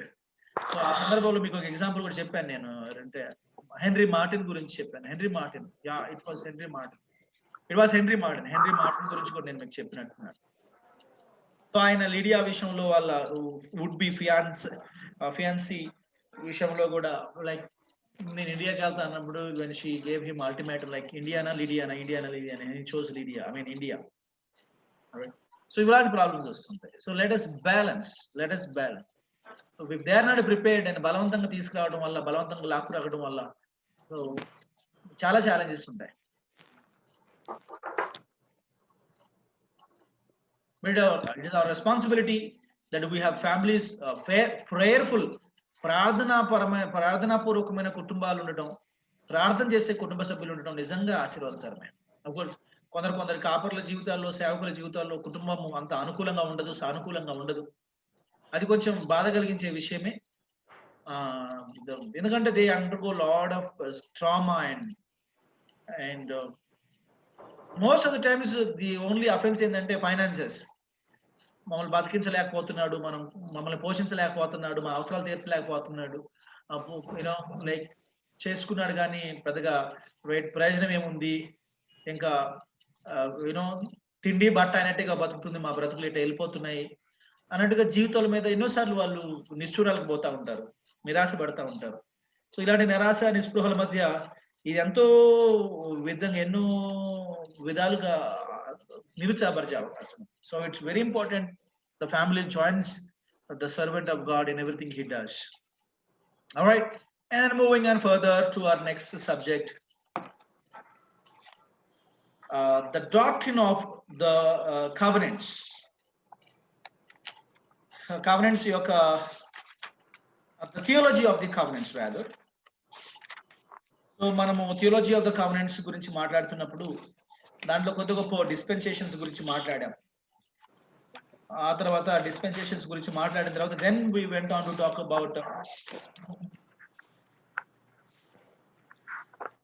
కవెనెంట్స్, beginning with Abrahamic covenant దగ్గర మన చర్చ మొదలు పెట్టాం. And there are 5 major covenants ఉన్నాయి న్యూ టెస్టమెంట్ అని చెప్పుకున్నాం. ఒకటి in the old testament Abrahamic covenant, Mosaic covenant, Palestinian covenant, Davidic covenant, and a new covenant. Abrahamic covenant, Mosaic covenant, Palestinian covenant, Davidic covenant, and the new covenant. These are 5 covenants. In law, Mosaic covenant మినహాయించి తక్కినటువంటి 4 unconditional covenants. Mosaic అనేది very much conditional and very much local and very much temporary. Mosaic covenant అనేది very much local, very much local and temporary and very much ఇంకే పదం వాడాను నేను, literal covenant, of course. Conditional covenant, yes. Local, conditional, and temporary. It is purely conditional covenant. And Abrahamic covenant గురించి మాట్లాడుతున్నప్పుడు God's agreement with Abraham ఏంటంటే seed, God promised him the land, the seed, and the blessing. ఆ seed లో నుంచి, land లో నుంచి మనకి Palestinian covenant వచ్చింది. ఆ సీడ్ ఎలిమెంట్ లో నుంచి మనకి డేవిడిక్ కవెనెంట్ వచ్చింది. ఆ బ్లెస్సింగ్ ఎలిమెంట్ లో నుంచి న్యూ కవెనెంట్ వచ్చింది. ఏబ్రహామిక్ కవెనెంట్ ప్రకారము God literally blessed Abraham. He became so blessed. He became rich. He was familiar. His name was so great. It is remembered generations after generations. ప్రత్యేకంగా ఆయన పేరు హెచ్చించబడింది. ప్రత్యేకంగా ఆయన పేరు గుర్తులోకి వచ్చింది. అండ్ ఐఎమ్ షూర్ బైబిల్లో అంటే పాత నిబంధనలకు సంబంధించి అందరి చేత అత్యంత విరివిగా ప్రస్తావించబడేటటువంటి పేరు ఏంటండి? ఇజ్రాయెల్ అన్న పేరు తర్వాత అబ్రహాం. అంటే Abraham and Israel they go like almost tug of war లాగా, hand in hand tug of war లాగా, నువ్వా నేనన్నట్టుగా విరివిగా వాడబడతా ఉంటాయి. అత్యంత విరివిగా, అత్యంత ఎక్కువ మోతాదులో వాడబడే పేరు. Of course David's name also is used. But not so much when you compared with new testament లో ప్రస్తావనకు వచ్చినప్పుడు కూడా అబ్రహాం గారి విషయంలో వచ్చినంత ప్రస్తావనలు డేవిడ్ విషయంలో రాకపోవడాన్ని మనం గుర్తుపెట్టుకోవాలా. And then much less of Jacob and ఇక అసలు ఐజాక్ పేరు అంటే అది దాదాపు పాత నిబంధనలో 7 ఉండదు, అది కొత్త నిబంధన పక్కన పెడితే పాత నిబంధనలు కూడా 7 దొరకదు అది ఐజాక్ పేరు, అవునా కాదా? ఎప్పుడు అబ్రహాం ఇస్సాకు యాకోబుల దేవా అని ఒక ఫ్రేజ్ లోనే ఉంటుంది తప్ప తగ్గిన సందర్భాలు అసలు గుర్తుకే రాదు.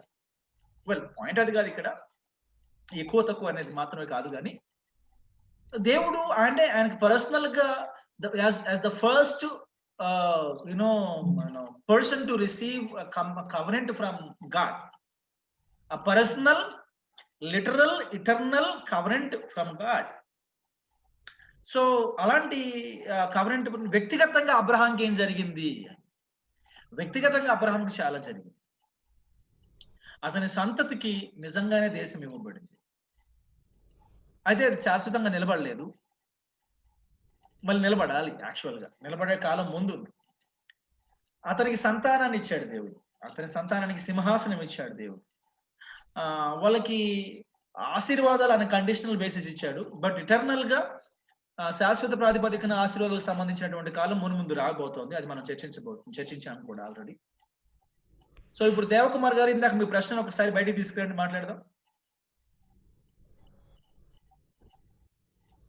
సార్ అది మన న్యూ కావెనెంట్ అన్నప్పుడు that is literally for Israel అనుకున్నాం కదా,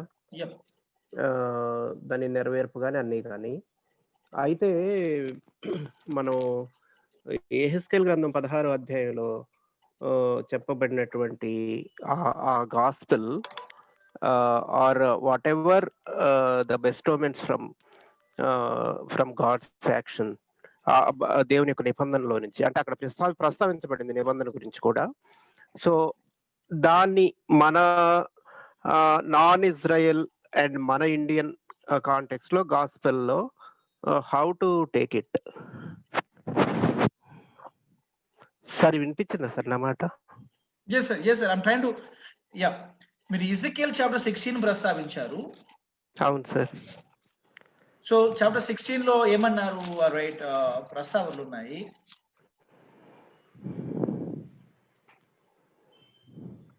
సో 16 లో ఏ వచనాన్ని మీరు కోట్ చేశారు sir? That first the first three paragraphs, sir. 3 verses. యెరూషలేము చేసిన ఏ కృత్యము దాన్ని తెలియజేసి నీవు ఇలాగ ప్రకటన. ఎజెకియల్ చాప్టర్ 16 లోను ప్రభు అయిన యెహోవా యెరూషలేమును గూర్చి ఈ మాట సెలవుచ్చింది. నీ ఉత్పత్తియు నీ జనమును కానానీయుల దేశ సంబంధమైనవి. నీ తండ్రి అమోరీయుడు, నీ తల్లి హిత్తీయురాలు. నీ జనన విధము చూడగా నీవు పుట్టిననాడు నీ నాభి సూత్రము కోయబడలేదు, శుభ్రమగులు నీవు నీళ్ళతో కడగబడడం లేదు. వారు నీకు ఉప్పు రాయకపోయిరి, బట్టలు చుట్టకపోయిరి. సార్ వెల్, మీరు మొదటి 3 వచనాలు అంటే 3 వచనాలు, మొదటి 3 వచనాలే కాదు సార్, 3 పేరాలు అన్నాను నేను. మొదటి 3, yes that's what you said. Okay, I think up to 17th or 18th verses. నా దగ్గర బైబిల్ లేదు, బయట కూర్చున్నాను. yes sure no problem. Well okay, so ఈ లేఖనం ప్రకారం మీ ప్రశ్న ఏంటి అంటే, ఈ లేఖనం ప్రకారం ఏమంటానంటే నేను ఇప్పుడు అది లిటరల్ గా ఇజ్రాయెల్ కానీ మనకు అర్థమైపోతుంది కదా యెరూషలేం అన్నప్పుడు. తర్వాత ఈవెన్ ఇప్పుడు ఆ పెండ్లి కుమార్తె అని కానీ ప్రధానం అని కానీ ఇవన్నీ మనం చూసినప్పుడు రెవల్యూషన్ లో చెప్పబడిన యెరూషలేంకి మనం దాన్ని రిలేట్ చేసుకుని we can come to conclusion in terms of Jerusalem. But మన నాన్ ఇజ్రాయెల్ కాంటెక్స్ట్ లో దాన్ని గాస్పెల్ గా తీసుకెళ్లేటప్పుడు how to take it, what all I can take and what all in which way I can apply it. Right sir, ఇక్కడ hermeneutical rules and principal కి సంబంధించి వాటికి లోబడి ఇంటర్ప్రిటేషన్ లో there is a local meaning and timeless. Local and timeless. Okay. Local and timeless. And ప్రతి లేఖనంలో నుంచి timeless principle రానక్కర్లేదు సార్. ఓకే సో అంటే మనం చదివినటువంటి బైబిల్లో ప్రతి పేజీలో నుంచి నేను ఏదన్నా ఒకటి ఇప్పటి వాళ్ళకి అన్వయించి చెప్పాలి, ఏదో రకంగా అక్కడ నుంచి ఒక స్పిరిచువలైజేషన్ తీసుకురావాలి, అవసరం లేదు. ఇది మీరు చదివినప్పుడు when you understand and in accordance with revolution, ప్రకటన గ్రంథంతో మీరు కలిపి చదివినప్పుడు ఇది యెరూషలేము గురించి అండ్ ఇజ్రాయెల్కు సంబంధించిన భవిష్యత్తుని గురించి అనే స్పష్టత వచ్చినప్పుడు మీరు దీన్ని సువార్తలో ఎలా ఇంక్లూడ్ చేయగలుగుతారు అనే ప్రస్తావన గనక అదే మీ ప్రశ్న అవుతాయి. ఎలా చేయగలుగుతారు అని కాదు, అంటే ఇప్పుడు మనకిప్పుడు అది చదువుతున్నప్పుడు ఒక యెరూషలేము సంగతి సరే అయినా కూడా ఒక మన మానవ జీవితం పాపం అనివ్వండి, మన యొక్క జీవితం ఎలాంటిది, దాన్ని దేవుడు ఎంత ప్రేమతో ఆయన మనల్ని కనికరించారు, ఆయన మన విషయంలో ఎంత పట్టించుకుంటున్నారు అనేది కూడా మనకు అర్థం వస్తుంది కదా అక్కడ. ఖచ్చితంగా వస్తుంది సార్. నేను అదే అంటున్నాను. ఇక్కడ 2 ప్రాబ్లమ్స్ ఉన్నాయి. ఒకటి దేవకుమార్ గారు, ఒకటి మీరు ఇంటర్ప్రెట్ చేయాలి, ఓకే, దెన్ అప్లికేషన్ తీసుకురావాలి. 99% ఆఫ్ ద కేసెస్ ఏం జరుగుతుందంటే they are directly bringing an application without interpretation.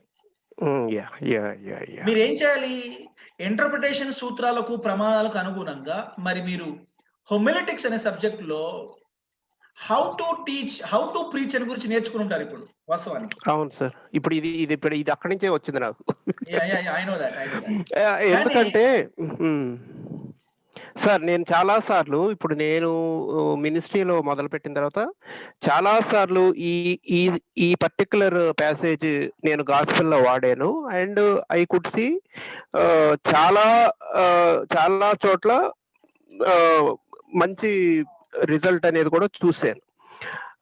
ఇప్పుడు హోమిలెటిక్స్ లో కానీ ఇప్పుడు మన నిబంధన ఈ కవనెంట్స్ సబ్జెక్ట్ లో మనం వెళ్తా ఉన్నప్పుడు నాకు జస్ట్ డౌట్ వచ్చింది అనమాట, did I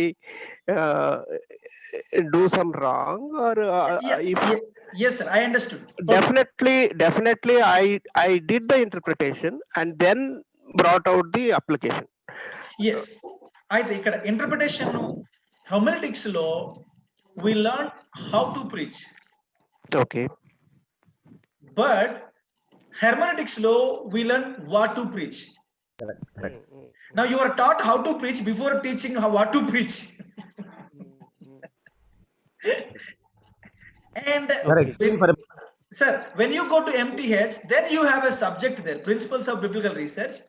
There you learn what to preach. Okay, but అప్పుడు దాకా ఆగలేం కదా సువార్త చెప్పకుండా. చెప్తాను ఆగండి సార్. అయితే ఇప్పుడు విషయం ఏమిటంటే ఇంటర్ప్రిటేషన్ లో ముందు I know that people simply generalize the scripture, somehow they spiritualize it. Okay, a spiritualizing perspective లోనే వాళ్ళు జనరల్ గా మాట్లాడతారు. ఎండిపోయిన ఎముకల గురించే మాట్లాడారు. మీరు 16వ అధ్యాయం అన్నారు, ఇంకో 16 తిప్పేయండి, 16 తిప్పేస్తే ఎండిపోయిన ఎముకలు వస్తాయి.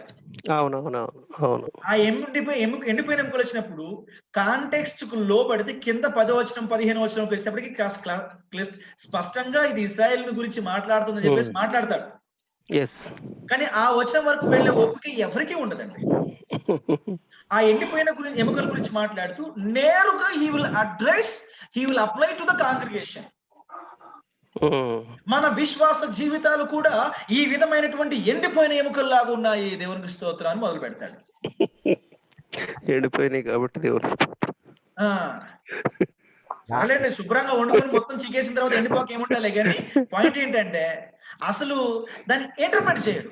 ఈ ఎండిపోయిన ఎముకలు ఎవరు, ఎందుకు ఎండిపోయారు, అసలు వీళ్ళు ఇశ్రాయేలీలు అవుతే ఈవేళ ఎండిపోయే స్థితికి ఎందుకు వచ్చారు, అండ్ వాళ్ళు తిరిగి మళ్ళీ లేపబట్టం ఏంటి, దేవుడు ఆజ్ఞాపించడం ఏమిటి, ఇర్మియా వాక్యం ప్రకటించడం ఏమిటి, ఇజకేల్ వాక్యం ప్రకటించడం ఏమిటి, ఆ ఎముకలు మళ్ళీ జీవాన్ని పోసుకోవడం ఏమిటి, వాట్ ఈస్ దిస్ అని ముందు ఇశ్రాయేలుకు సంబంధించి గతము, వర్తమానము, భవిష్యత్తు చెప్పిన తరువాత వాళ్ళు ఇక్కడ నుంచి యాజ్ ఎ చర్చ్ మనం నేర్చుకోవాల్సింది ఏంటి అనేది రావాలి.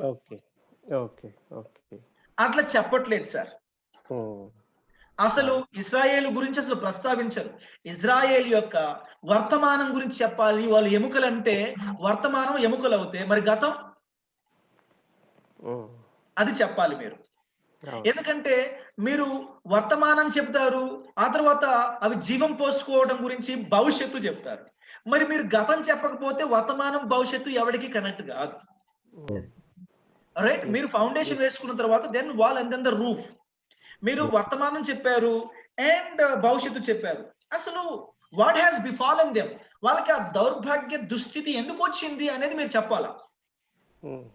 చెప్పాలన్నప్పుడు వారు సజీవంగా యాక్టివ్ గా ఉన్నటువంటి రోజులు ఎలాగున్నాయి, దేవుడు వాళ్ళని ఎలా తీర్చిదిద్దాడు, ఆ తర్వాత వాళ్ళు ఈ స్థితికి ఎందుకు వచ్చారు, ఈ స్థితిలో ఉన్నా కూడా దేవుడు మరి ఏ ప్రాతిపదికన వాళ్ళకి భవిష్యత్తుని వాగ్దానం చేస్తున్నాడని చెప్పిన తరువాత, సో మరి ఇశ్రాయేలు విషయంలో ఇది పరిస్థితి అయినప్పుడు కంప్లీట్ గా మనల్ని బయట తీసి పక్కన పెట్టేసి మరి మన సంగతి ఏమిటి, యాజ్ ఎ చర్చ్ మన పరిస్థితి ఏమిటి, యాజ్ ఎ చర్చ్ మనమేమి నేర్చుకోవాలి, యాజ్ ఎ చర్చ్ ఇక్కడ నుంచి మనం అబ్జర్వ్ చేయాల్సింది ఏంటి అని ఒక క్లియర్ కట్ లైన్ ఒకటి రావాలా. ఆ ఫైన్ లైన్ ఉండట్లేదు అసలు.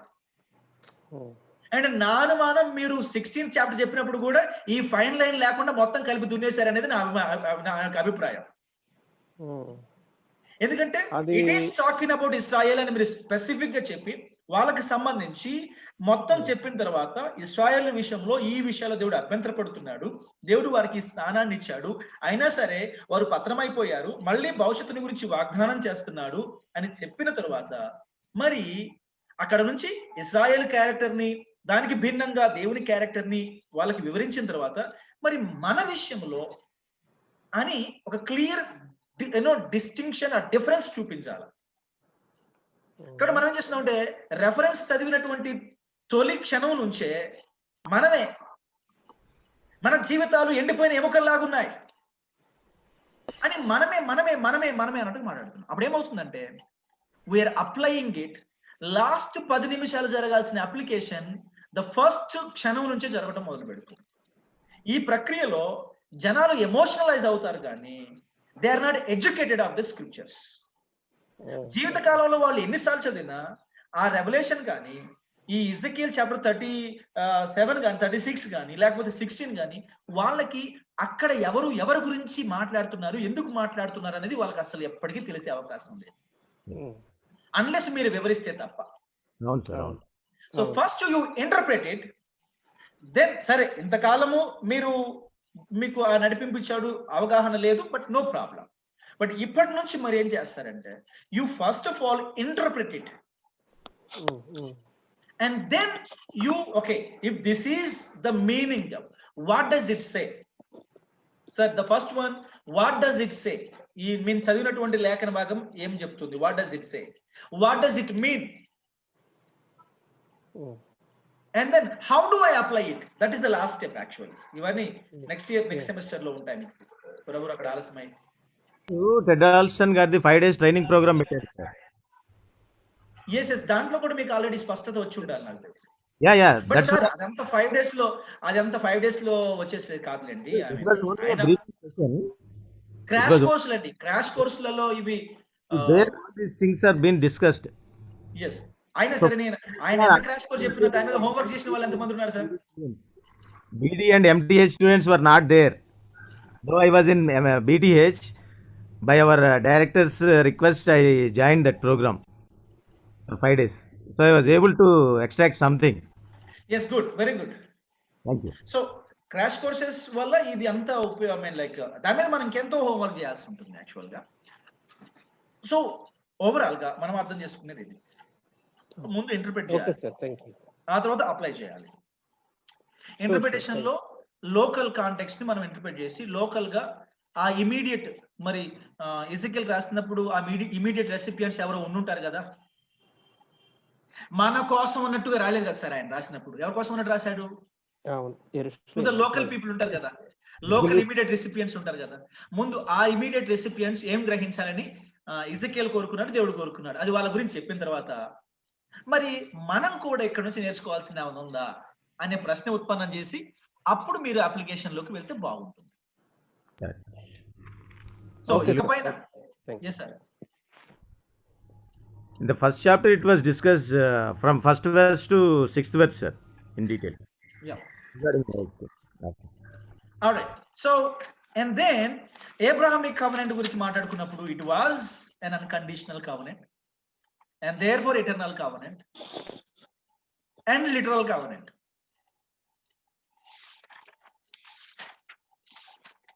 And then we went on to Palestinian covenant. Palestinian covenant is purely the covenant that deals with land. భూభాగానికి సంబంధించినటువంటి కవనెంట్. ద్వితీయోపదేశకాండం 30వ అధ్యాయంలో 1 నుంచి 10 వచనాలకు సంబంధించి ఆ దేశాన్ని గురించి చాలా విషయాలు దేవుడు వాళ్ళతో మాట్లాడుతూ ఉంటాడు. Land land land land land.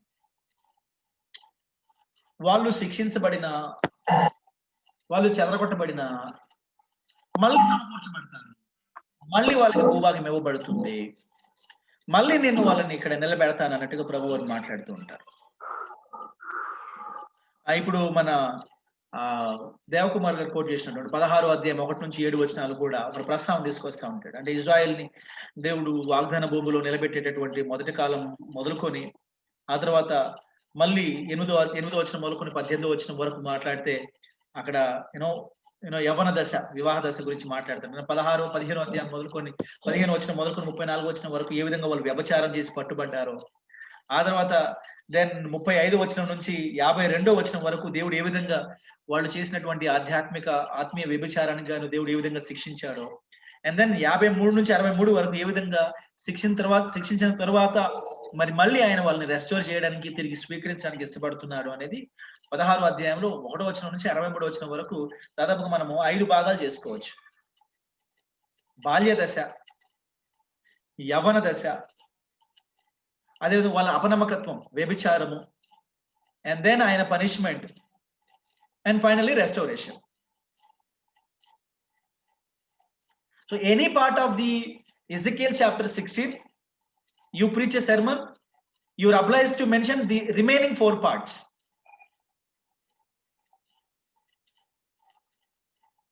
మీరు ఒకటే గురించి మాట్లాడడం కుదరదు, ఎందుకంటే ఒకటే ప్రస్తావించబడలే అక్కడ. It is a sequence. అంటే క్రోనాలజికల్ గా వెళ్తే అక్కడ వాళ్ళ బాల్యం గురించి, వాళ్ళ యవనత్వం గురించి, వాళ్ళ అపనమ్మకత్వం గురించి, వాళ్ళ యొక్క డిస్పర్షన్, శిక్ష గురించి, పనిష్మెంట్ గురించి, అండ్ దెన్ రెస్టోరేషన్ గురించి మాట్లాడారు.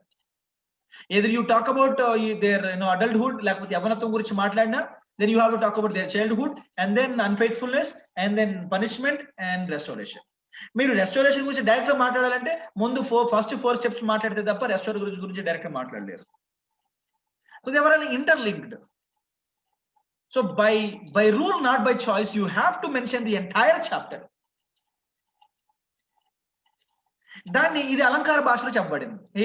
ఏంది ఈజెకియల్ చాప్టర్ 16 మొత్తం ఫిగరేటివ్ లాంగ్వేజ్ లో ఉంది. బాల్యం అంటే ఏంటి, ఇజ్రాయెల్ బాల్యం అంటే ఏంటి, ఇజ్రాయెల్ యవనత్వం అంటే ఏంటి, ఇజ్రాయెల్ అన్ఫెయిత్ఫుల్నెస్ అంటే ఏంటి, ఇజ్రాయెల్ పరిచయం, ఇదంతా అలంకార భాష. ఆ అలంకార భాషకి బాల్యం అంటే ఏ స్థితిలో నుంచి ఏ విధంగా వాళ్ళని నడిపించుకొచ్చాడో బాల్యం గురించి చెప్పాల్సి ఉంటుంది. అంతే కదా సార్? మీరు బాల్యం బాల్యం బాల్యం అంటే they will imagine a person. Israel is not a person, it is a people, it's a country, it's a nation కదా. సో బాల్యం అన్నప్పుడు వాళ్ళ తొలినాళ్ళలో దేవుడు ఏ విధంగా అట్టహాసంగా, అప్రతిహతంగా, దేదీప్యమానంగా, గొప్ప వైభోగంతో వాళ్ళని నడిపించుకొచ్చాడో మీరు చెప్పాల్సి ఉంటుంది బాల్యంలో. అండ్ దెన్ యవనత్వం గురించి మాట్లాడుతూ ఏ విధంగా వాళ్ళకి స్వాస్థ్యాలు పంచిపెట్టి దేశంగా వాళ్ళని ఎస్టాబ్లిష్ చేసి, స్వాస్థ్యాలు పంచిపెట్టి సుస్థిరమైనటువంటి దేశాన్ని, భూభాగాన్ని వాళ్ళకి ఇచ్చి ఏ విధంగా వాళ్ళని స్థాపించాడో మీరు ఆ యవనత్వం గురించి మాట్లాడాల్సి ఉంటుంది, దేవాలయం ఒకటి నిర్మించి. ఆ తర్వాత ఏ విధంగా వాళ్ళు తప్పిపోతూ వచ్చారో, అవిశ్వాసులైపోయి విగ్రహాలకు మొక్కుతూ అన్ని దేవతలను పూజిస్తూ వావి వరసలు మరిచి, లేదా అన్యుల్ని పెళ్లి చేసుకోవడాలు, అనే దేవతలు పూజించడాలు, రకరకాలైనటువంటి ఏ విధంగా పతనమైపోయారో, విగ్రహాలను, బలిపీఠాలను ఏ విధంగా నిలుపుకుంటూ వచ్చారో, దేవుణ్ణి పూజించకుండా ఏ విధంగా దేవాలయాన్ని మూసేసి ఒకనొక దశలో దేవాలయానికి తాళం కప్పలు తగిలించుకుంటూ వచ్చారో, ఆ పతనాన్ని గురించి మీరు మాట్లాడాల్సి ఉంటుంది. ఈ ప్రక్రియలో ప్రవక్తల యొక్క హెచ్చరికలు, ఏ విధంగా వాళ్ళు ప్రవక్తలను నిర్లక్ష్యం చేశారో, ప్రవక్తలను అగౌరవపరిచారో, ప్రవక్తలను హింసించారో, అవి కూడా మీరు చెప్పాల్సి ఉంటుంది. అది యవనత్వం, అది వాళ్ళ unfaithfulness. And then when you talk about punishment గురించి మాట్లాడినప్పుడు then you will have to talk about what? You will have to talk about Syrian invasion గురించి మాట్లాడాల్సి ఉంటుంది, ఫిలిస్టైన్స్ ఇన్వేషన్ గురించి మాట్లాడాల్సి ఉంటుంది, అస్సిరియన్ ఇన్వేషన్ గురించి మాట్లాడాల్సి ఉంటుంది, అండ్ దెన్ బాబిలోనియన్ ఇన్వేషన్ గురించి మాట్లాడాల్సి ఉంటుంది. మీరు బాబిలోనియన్ ఇన్వేషన్ గురించి మాట్లాడినప్పుడు you will have to talk about Medo Persians, you will have to talk about Greece, you will have to talk about Romans, and then you come to restoration. And restoration గురించి మాట్లాడినప్పుడు then you will all together go to రెవల్యూషన్కి వెళ్ళిపోతారు. రెవల్యూషన్కి వెళ్ళి ఈ ప్రక్రియలో ఆ restoration కి ముందు మధ్యలో చర్చ్ అనేది ఒకటి వచ్చింది.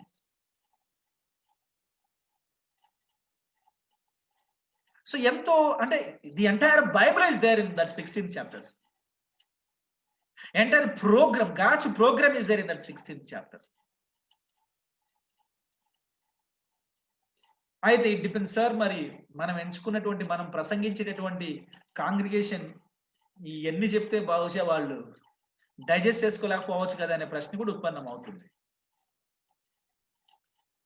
అలాంటప్పుడు మనం we choose better plain topics, ఇంత హిస్టరీ ఇన్వాల్వ్ లేనటువంటి, ఇంక్లూడ్ కానటువంటి ప్లెయిన్ టాపిక్స్ మనం ఎంచుకోవటం మంచిది. ఏమవుతుంది అంటే అవుట్కమ్ మంచిగానే ఉంటుంది సార్, మంచి ఎఫెక్టివ్ లెసన్ బయటకు వస్తుంది, కానీ ఇంటర్ప్రిటేషన్ నిర్లక్ష్యం అవుతుంది. సమస్య అది. అక్కడ లేఖనానికి అన్యాయం జరుగుతుంది, కాంటెక్స్ట్కి అన్యాయం జరుగుతుంది, టెక్స్ట్కి అన్యాయం జరుగుతుంది, కానీ ఒక మంచి మోరల్ లెసన్ బయటకు వస్తుంది. It's not all about the moral lesson. Text context must be honoured. John MacArthur అన్నట్టు text without context is pretext అంటాడు. మోస్ట్ ఆఫ్ ద టైమ్స్ మనం ఏం చేస్తామంటే మనం చెప్పదలుచుకున్నటువంటి దాన్ని ముందుగానే ప్రిపేర్ అయ్యి దానికి తగినటువంటి ఒక రెఫరెన్స్ వెతుక్కోవడం మనకు అలవాటు. ఏమంటారు?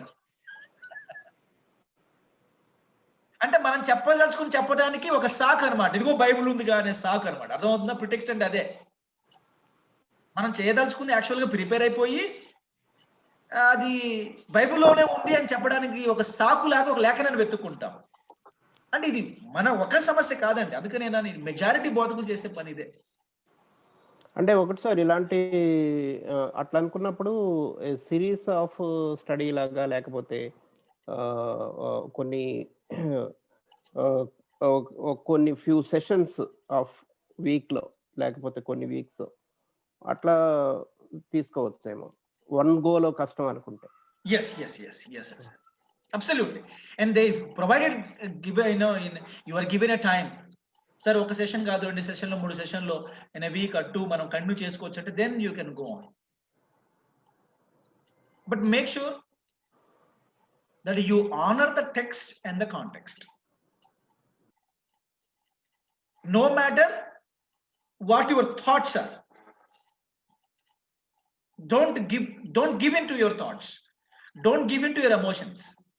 Abide by the context, honor the text, you interpret it first and then go for application at last.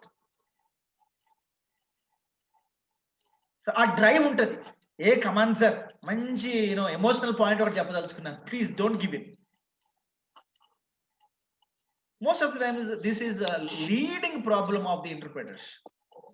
And as interpret చేసే వాళ్ళకి ఆల్రెడీ బైబిల్ ప్రీచింగ్ లో ఉన్నటువంటి వాళ్ళకి ఇది చాలా పెద్ద ఛాలెంజ్. కొత్త వాళ్ళకి ఇది పెద్ద ఇబ్బంది కాదు, కానీ ఆల్రెడీ ఇలా ఎట్లా అంటే సినిమా డైరెక్టర్స్ లాగా అనమాట. ఏంటంటే ముందు ఒక థాట్ వచ్చింది ఆయనకి, ఆ ఒక్క థాట్కి అనుగుణంగా స్టోరీ మొత్తం రాసేసుకుంటాడు. ఒక లైన్ వచ్చింది అనమాట, ఒక లైన్, ఆ లైన్కి అనుగుణంగా క్యారెక్టర్స్ ఆయన ఫ్రేమ్ చేసుకుంటాడు. క్యారెక్టర్ ఫ్రేమ్ చేసుకొని సో స్టోరీ రాసేసుకుంటాడు అనమాట. వీళ్ళకి ఎక్కడో ఒక థాట్ వచ్చింది, ఆ థాట్కి బైబిల్లో సరిపోయే రెఫరెన్స్ ఎక్కడుంది అని వెతుక్కుంటారు.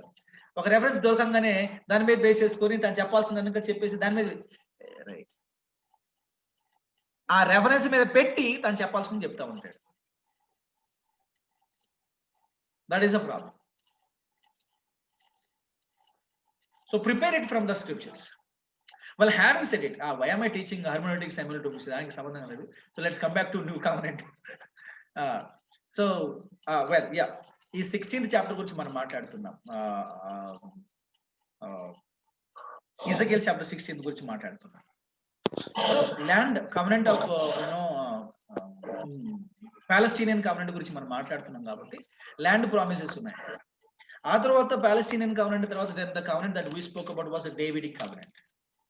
Davidic covenant is mostly about what? It's purely about the throne. Throne is not literally throne, a chair, made chair. It is more of power, dominion, rule.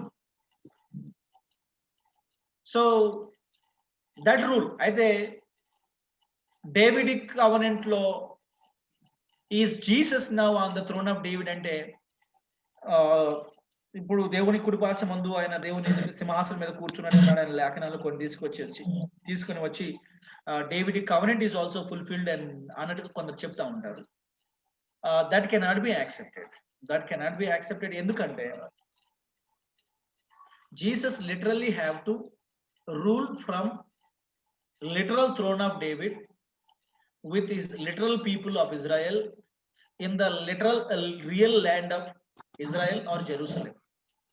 దాని కేంద్రంగా చేసుకొని ఆయన నిజంగానే పరిపాలన చేయాలి, నిజంగానే యూదుల్ని ఆయన పాలించాలి.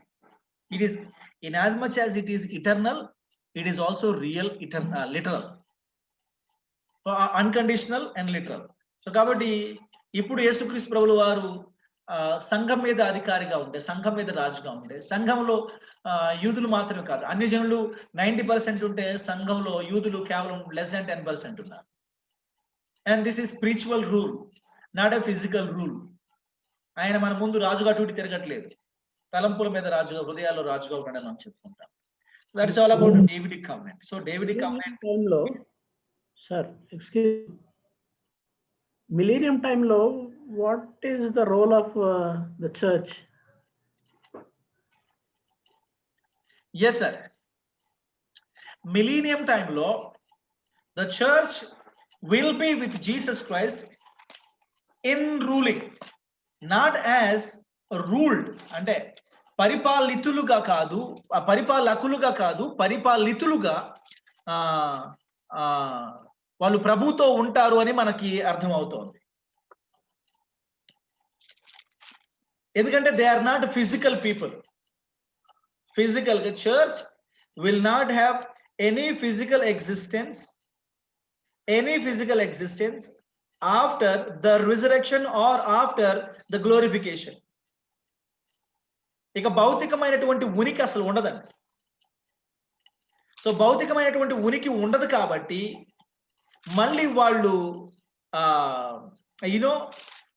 మళ్ళీ భూమి మీదకి వచ్చేసి పరిపాలించే అవకాశం లేదు.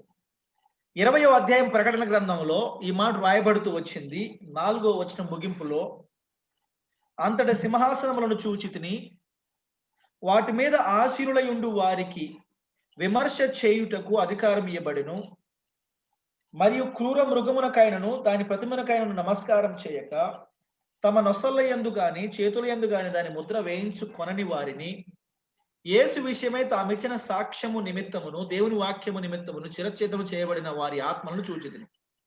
వారు బ్రతికిన వారై 1000 సంవత్సరములు క్రీస్తు కూడా రాజ్యము చేసిరి. ఆ 1000 సంవత్సరములు గడచు వరకు కడమ మృతులు బ్రతుకలేదు. ఇదే మొదటి పునరుద్ధానం. అండ్ అలాగే కొరింథీయులకు రాయబడినటువంటి మొదటి పత్రిక 6వ అధ్యాయము 1వ వచనం మనం చదువుకుందామండి.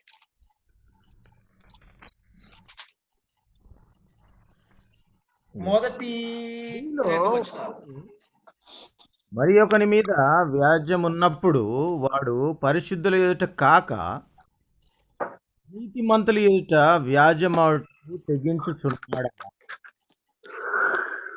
లోకమునకు తీర్పు తీర్చుదురని మీరు ఎరుగరా? మీ వలన లోకమునకు తీర్పు జరగవలసి ఉండగా మిక్కిలి అల్పమైన సంగతులను గూర్చి తీర్పు తీర్చుటకు మీకు యోగ్యత లేదా? మనము దేవదూతలకు తీర్పు తీర్చుదామని ఎరుగరా?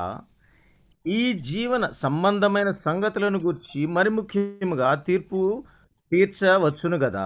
కాబట్టి సో ఈ చదవబడినటువంటి మాటల్లో లోకమునకు తీర్పు తీర్చటమైనా దేవదూతలకు తీర్పు తీర్చటమైనా ఇవి ఎప్పుడు జరగవచ్చు అంటే ఖచ్చితంగా యేసుక్రీస్తు ప్రభుల వారి పరిపాలన కాలంలో మనం ఆయనతో ఉండి we will be in the executive body అన్నమాట. సో అధికారాలని ప్రభు వారి ద్వారా ఎగ్జిక్యూట్ చేసేటటువంటి బాధ్యతలో ఉంటామనేది ఎక్కడి నుంచి అయినా ప్రకటన గ్రంథం 20వ అధ్యాయం నుంచి సూత్రప్రాయంగా అర్థమవుతున్నటువంటి విషయం. అయితే ఏ ప్రాతిపదికన ఎవరెవరికి ఏమిస్తాడు సార్ అనేది ఆ పోర్ట్ఫోలియోల గురించి మీకు తెలియాలంటే కొన్ని సంవత్సరాలు ఆగాల్సిందే.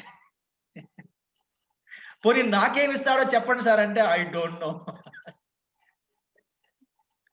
But there is no more physical existence. అదొకటి గుర్తుపెట్టుకోండి sir. Once we are glorified, we are glorified forever. And we will be with Jesus in all his ruling activities. అక్కడ కూడా టీచర్ గా ఉంటారేమో మీరు, ఇన్స్ట్రక్టర్ గా. ఊరుకోండి సార్, ట్రైనింగ్ సెషన్ మళ్ళీ అక్కడ. All right. Thank you, sir. Thank you, sir. Any more doubts? Questions? తర్వాత ఒకసారి ఫైనల్ గా ఈ కవనెంట్స్ లో ఈ న్యూ కవనెంట్ కి ఒకసారి దాన్ని లింక్అప్ చేస్తే బాగుంటుందేమో, ఆ క్లారిటీ కొద్దిగా.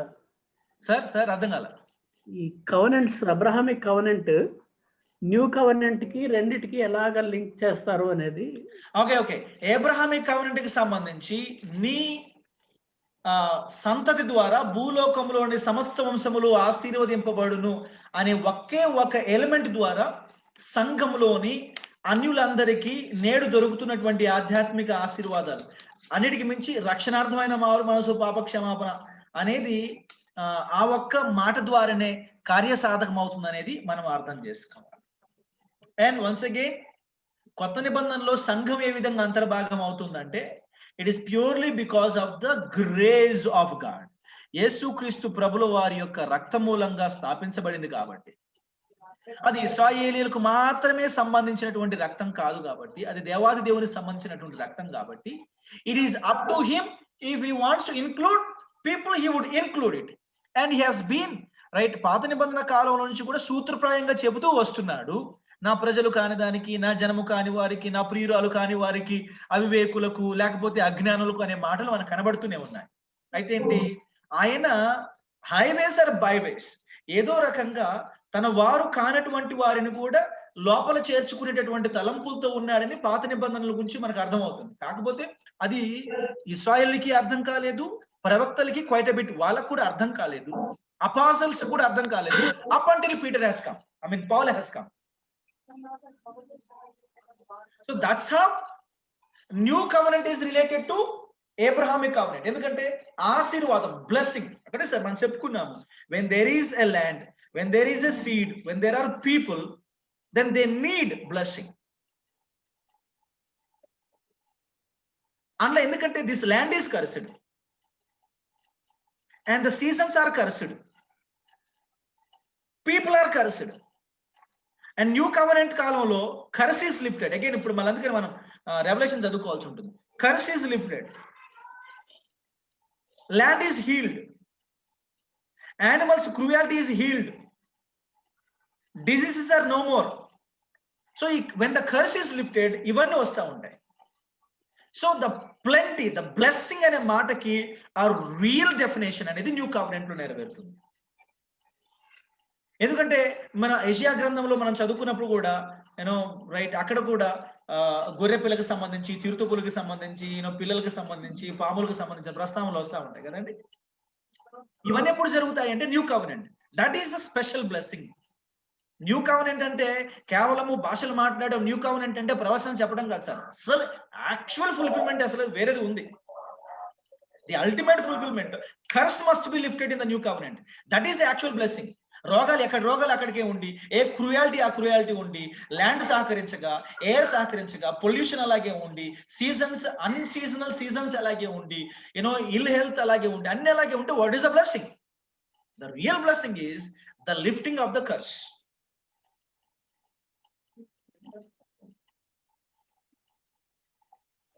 శ్యామ్ గారు పాపం ఇందాక నుంచి ఏదో అడగబోతున్నారు, ఎవరో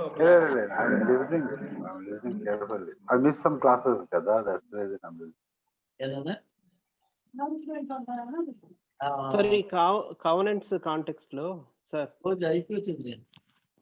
sir yes sir I'm listening to you. ఈ కవెనెంట్స్ కాంటెక్స్ట్ లో ఈ నోవాతో చేసిన నిబంధన అసలు ఏంటి సార్? అది Noah covenant has no personal applications, sir. Okay. Okay. That has no personal applications for people. అంటే so in personal general application ఏంటంటే as and whenever we see that rainbow, it is a promise of God that he is not going to destroy it anymore with the water. Universally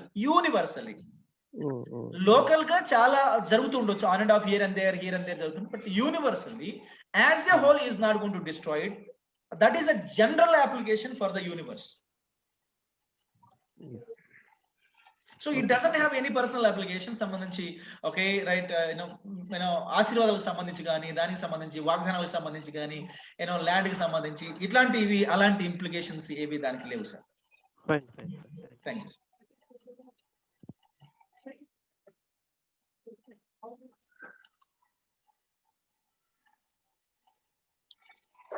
Well, then congratulations upon completing your BD successfully, and all the best for your examinations. Thankful to you more. Thank you, sir. And please don't mind if I had been a little hard on you sometimes. I know that I was a couple of times hard. For hard stones, hard hitting is required. Hard ఏమి కాదు కానీ sir, మీరు deal చేసిన 3 subjects కూడా కొంచెం టఫే. మీరు ఇచ్చిన question పేపర్లు కూడా చాలా టఫే. అది చెప్పడం కూడా ముందు చెప్పారు నాకు తెలుసు. యాక్చువల్లీ మీరు రెండో చెప్పాలని ముందు చెప్పారు. ఇప్పుడు ఎలా ఇచ్చారో మాకు తెలీదు. ఇది ఇంకా హార్డ్ ఏమో. చాలా చాలా చాలా డీప్ అండర్స్టాండింగ్ లోకి తీసుకెళ్లారు sir. Thank you so much. That is what I wanted to tell you. I'm honored and it's my blessing, sir. Thank you. Right. Well, amazing. I've been thoroughly blessed, and I'm sure we will all join again in MTH, and we would again enjoy other amazing subjects, wonderful subjects we have lined up for you. Good News Bible College has lined up wonderful subjects for you in MTH. Don't give up and then join for MTH also. Endukante akkada I will be dealing with principles of biblical college, what to preach, and then we would be having a Romans, the epistle to Romans, and a terrific subject okati manaku untadi. So we lakkelta unnaru. and yes sir, endukante దేవుని వాక్యము దాదాపుగా మన ఇంటి గడపల దగ్గరికి, మన కాళ్ళ దగ్గరికి వచ్చినట్టే సార్. ఈవేళ మీరు మీ సోఫాలో కూర్చొని వింటున్నారు. ఎవరికైతే ఉంటుంది సార్ ఈ భాగ్యం? నాకు తెలియక అడుగుతాను. ఎక్కడికో 100 కిలోమీటర్లు 1000 కిలోమీటర్లు వెళ్ళి అక్కడ కూర్చొని అక్కడ చదువుకొని తిని తినక ఉండి ఉండక అయ్యో ఎన్ని అపసోపాలోనండి. కానీ దేవుని వాక్యం వెతుక్కుంటూ మన కాళ్ళ దగ్గరికి వచ్చినప్పుడు అసలు ఎంత భాగ్యం అంటే, we should really be thankful to God and then this Good News Bible College. And so I am personally very much blessed teaching you all, you know that. Okay. So అంటే దుర్బోధనను బట్టి కొన్ని సందర్భాల్లో like we go like some out of this one, but other than that దుర్బోధన విషయంలోనే మన ఆవేదన అంతా. So వాటిని గట్టిగా ఖండించే విషయంలో then I have to be little hard and కొంచెం రైట్ డిసిప్లిన్ విషయంలో కూడా అప్పుడప్పుడు అలా. But I love you all so much. Have to shape. Yes, thoroughly loved teaching you people, and thank you so much for bearing patiently and looking forward. Thank you, sir. Thank you so much. Pleasure, sir. Yeah. Thank you so much, sir. Sir, thank you. Well, then shall we pray and close this class? Who would like to pray? స్తోత్రం ప్రభా. యొక్క సాయంకాల సమయం మందు మరి good news Bible college and seminar ద్వారా మరి బీడీ చేయటకు మీరు ఉన్నటువంటి విద్యార్థులందరికీ ఇచ్చినటువంటి కృపను బట్టి వందనాలు. మరి కొంతమంది రాగలిగారు, కొంతమంది ఆన్లైన్లో మరి అటెండ్ అవుటకు మరి ఏ విధమైనటువంటి పరిస్థితుల్లో ఉన్నారో మాకైతే తెలియదు కనుక ప్రభు వాటన్నిటిని మీరే సమీక్షించగలరని నమ్ముచున్నాం. అది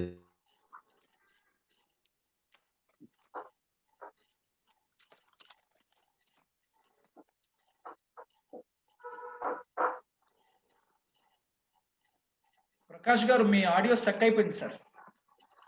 We are not able to hear you.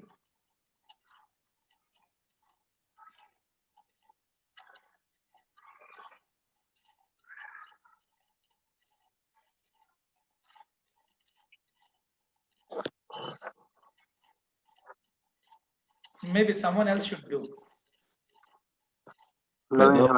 Kumar గారు ప్రార్థన Sir, can చేయండి. I pray?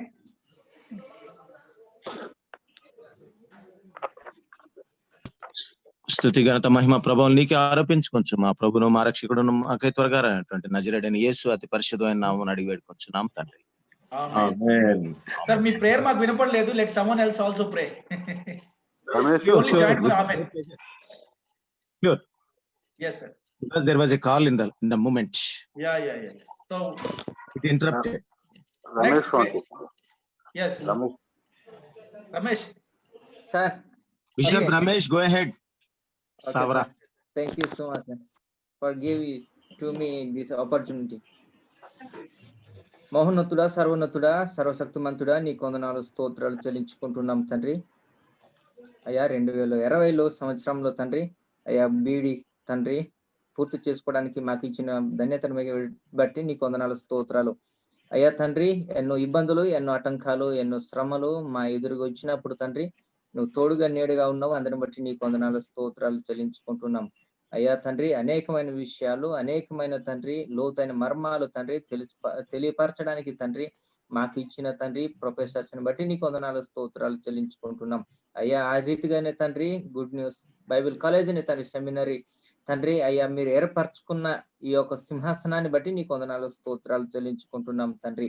అయ్యా నడిపిస్తున్న తండ్రి జయశేఖర్ గారిని, మరి తండ్రి కుమార్ని, తండ్రి బిల్లి సార్ని బట్టి నీ కొందనాల స్తోత్రాలు. అయ్యా అనేకమైన ఇబ్బందుల్లో, ఇరుకుల్లో తండ్రి ఎన్నో శ్రమలు గుండా తండ్రి మేము వెళ్తున్నప్పుడు కూడా తండ్రి అయ్యా మీరు నడిపిస్తూ, అయ్యా ఓర్పుతూ, సహనముతో తండ్రి మాకు తండ్రి ఎటువంటి ఇబ్బందులు లేకుండా, ఆటంకాలు లేకుండా నడిపించుకుంటూ తీసుకొచ్చిన విధానం బట్టి నీ కొందనాల స్తోత్రాలు చెల్లించుకుంటున్నాం. అయ్యా మేము నేర్చుకున్నది తండ్రి, అయ్యా మేము ఎగ్జామ్ లో తండ్రి మీరు రాయిపోతుండగా తండ్రి మాకు తోడుగా నేడుగా ఉండండి. అయ్యా జయాన్ని, విజయాన్ని మాకు దయచేయమని వేడుకుంటున్నాం తండ్రి. రాజా మాకు కావాల్సిన జ్ఞానాన్ని, వివేచనాన్ని దయచేయండి తండ్రి. అయ్యా తండ్రి ఈ సంవత్సరం అంతా తండ్రి అయ్యా మీ తోడు మీ నీడ మాపై ఉంచి నడిపిస్తున్న విధానం బట్టి నీ కొందనాల స్తోత్రాలు చెల్లించుకుంటున్నాం. అయ్యా తండ్రి ప్రతి ఒక్కరు తండ్రి అటెండ్ అయ్యి తండ్రి మేము ఎగ్జామ్ లో రాయడానికి కూడా మీరు అయ్యా సాయం దయచేయండి తండ్రి. ఇక కొంతమంది తండ్రి ఓనర్లు తండ్రి ఎగ్జామ్ లో ఫీజులు తండ్రి కట్టలేకపోయారు. ప్రతి ఒక్కరిని మీరు సాయం దయచేయండి. వాళ్ళు తండ్రి గుప్పులు ఇప్పడానికి తండ్రి అయ్యా తండ్రి వాళ్ళు తండ్రి ముందుకు రావడానికి సాయం దయచేయమని వేడుకుంటున్నాం. రాజా నీ కొందనాల స్తోత్రాలు. మేము రాయడానికి తండ్రి మాకు వాతావరణాలు తండ్రి అన్ని విషయాల్లో తండ్రి అయ్యా సమయాన్ని అనుకూలంగా తండ్రి మీరు మార్చుకోమని వేడుకుంటున్నాం తండ్రి. అయ్యా ఈ రీతిగా తండ్రి మీ చిత్తం అయితే తండ్రి నెక్స్ట్ ఇయర్ MTH లో కూడా తండ్రి మేమందరం కలుసుకునే కృపను అయ్యా తండ్రి మాకు తోడు నేడుగా మీరు ఉండి నడిపించమని, మహిమ ఘనత మీరే పొందుకోమని నజరేయుని ప్రార్థించి వేడుకుంటున్నాం తండ్రి. Amen. Thank you so much and good night and God bless you all. Thank you so much. Good night, sir. Good night, sir. Thank you so much, sir. Good night, sir. Good night, sir. Good night, sir. Thank you, sir. Special wishes to our brother Yehoshua garu. నమస్కారం అండి. Thank you sir. Thank you so much. ఎక్కడండి Good evening, good night, brother. Good night.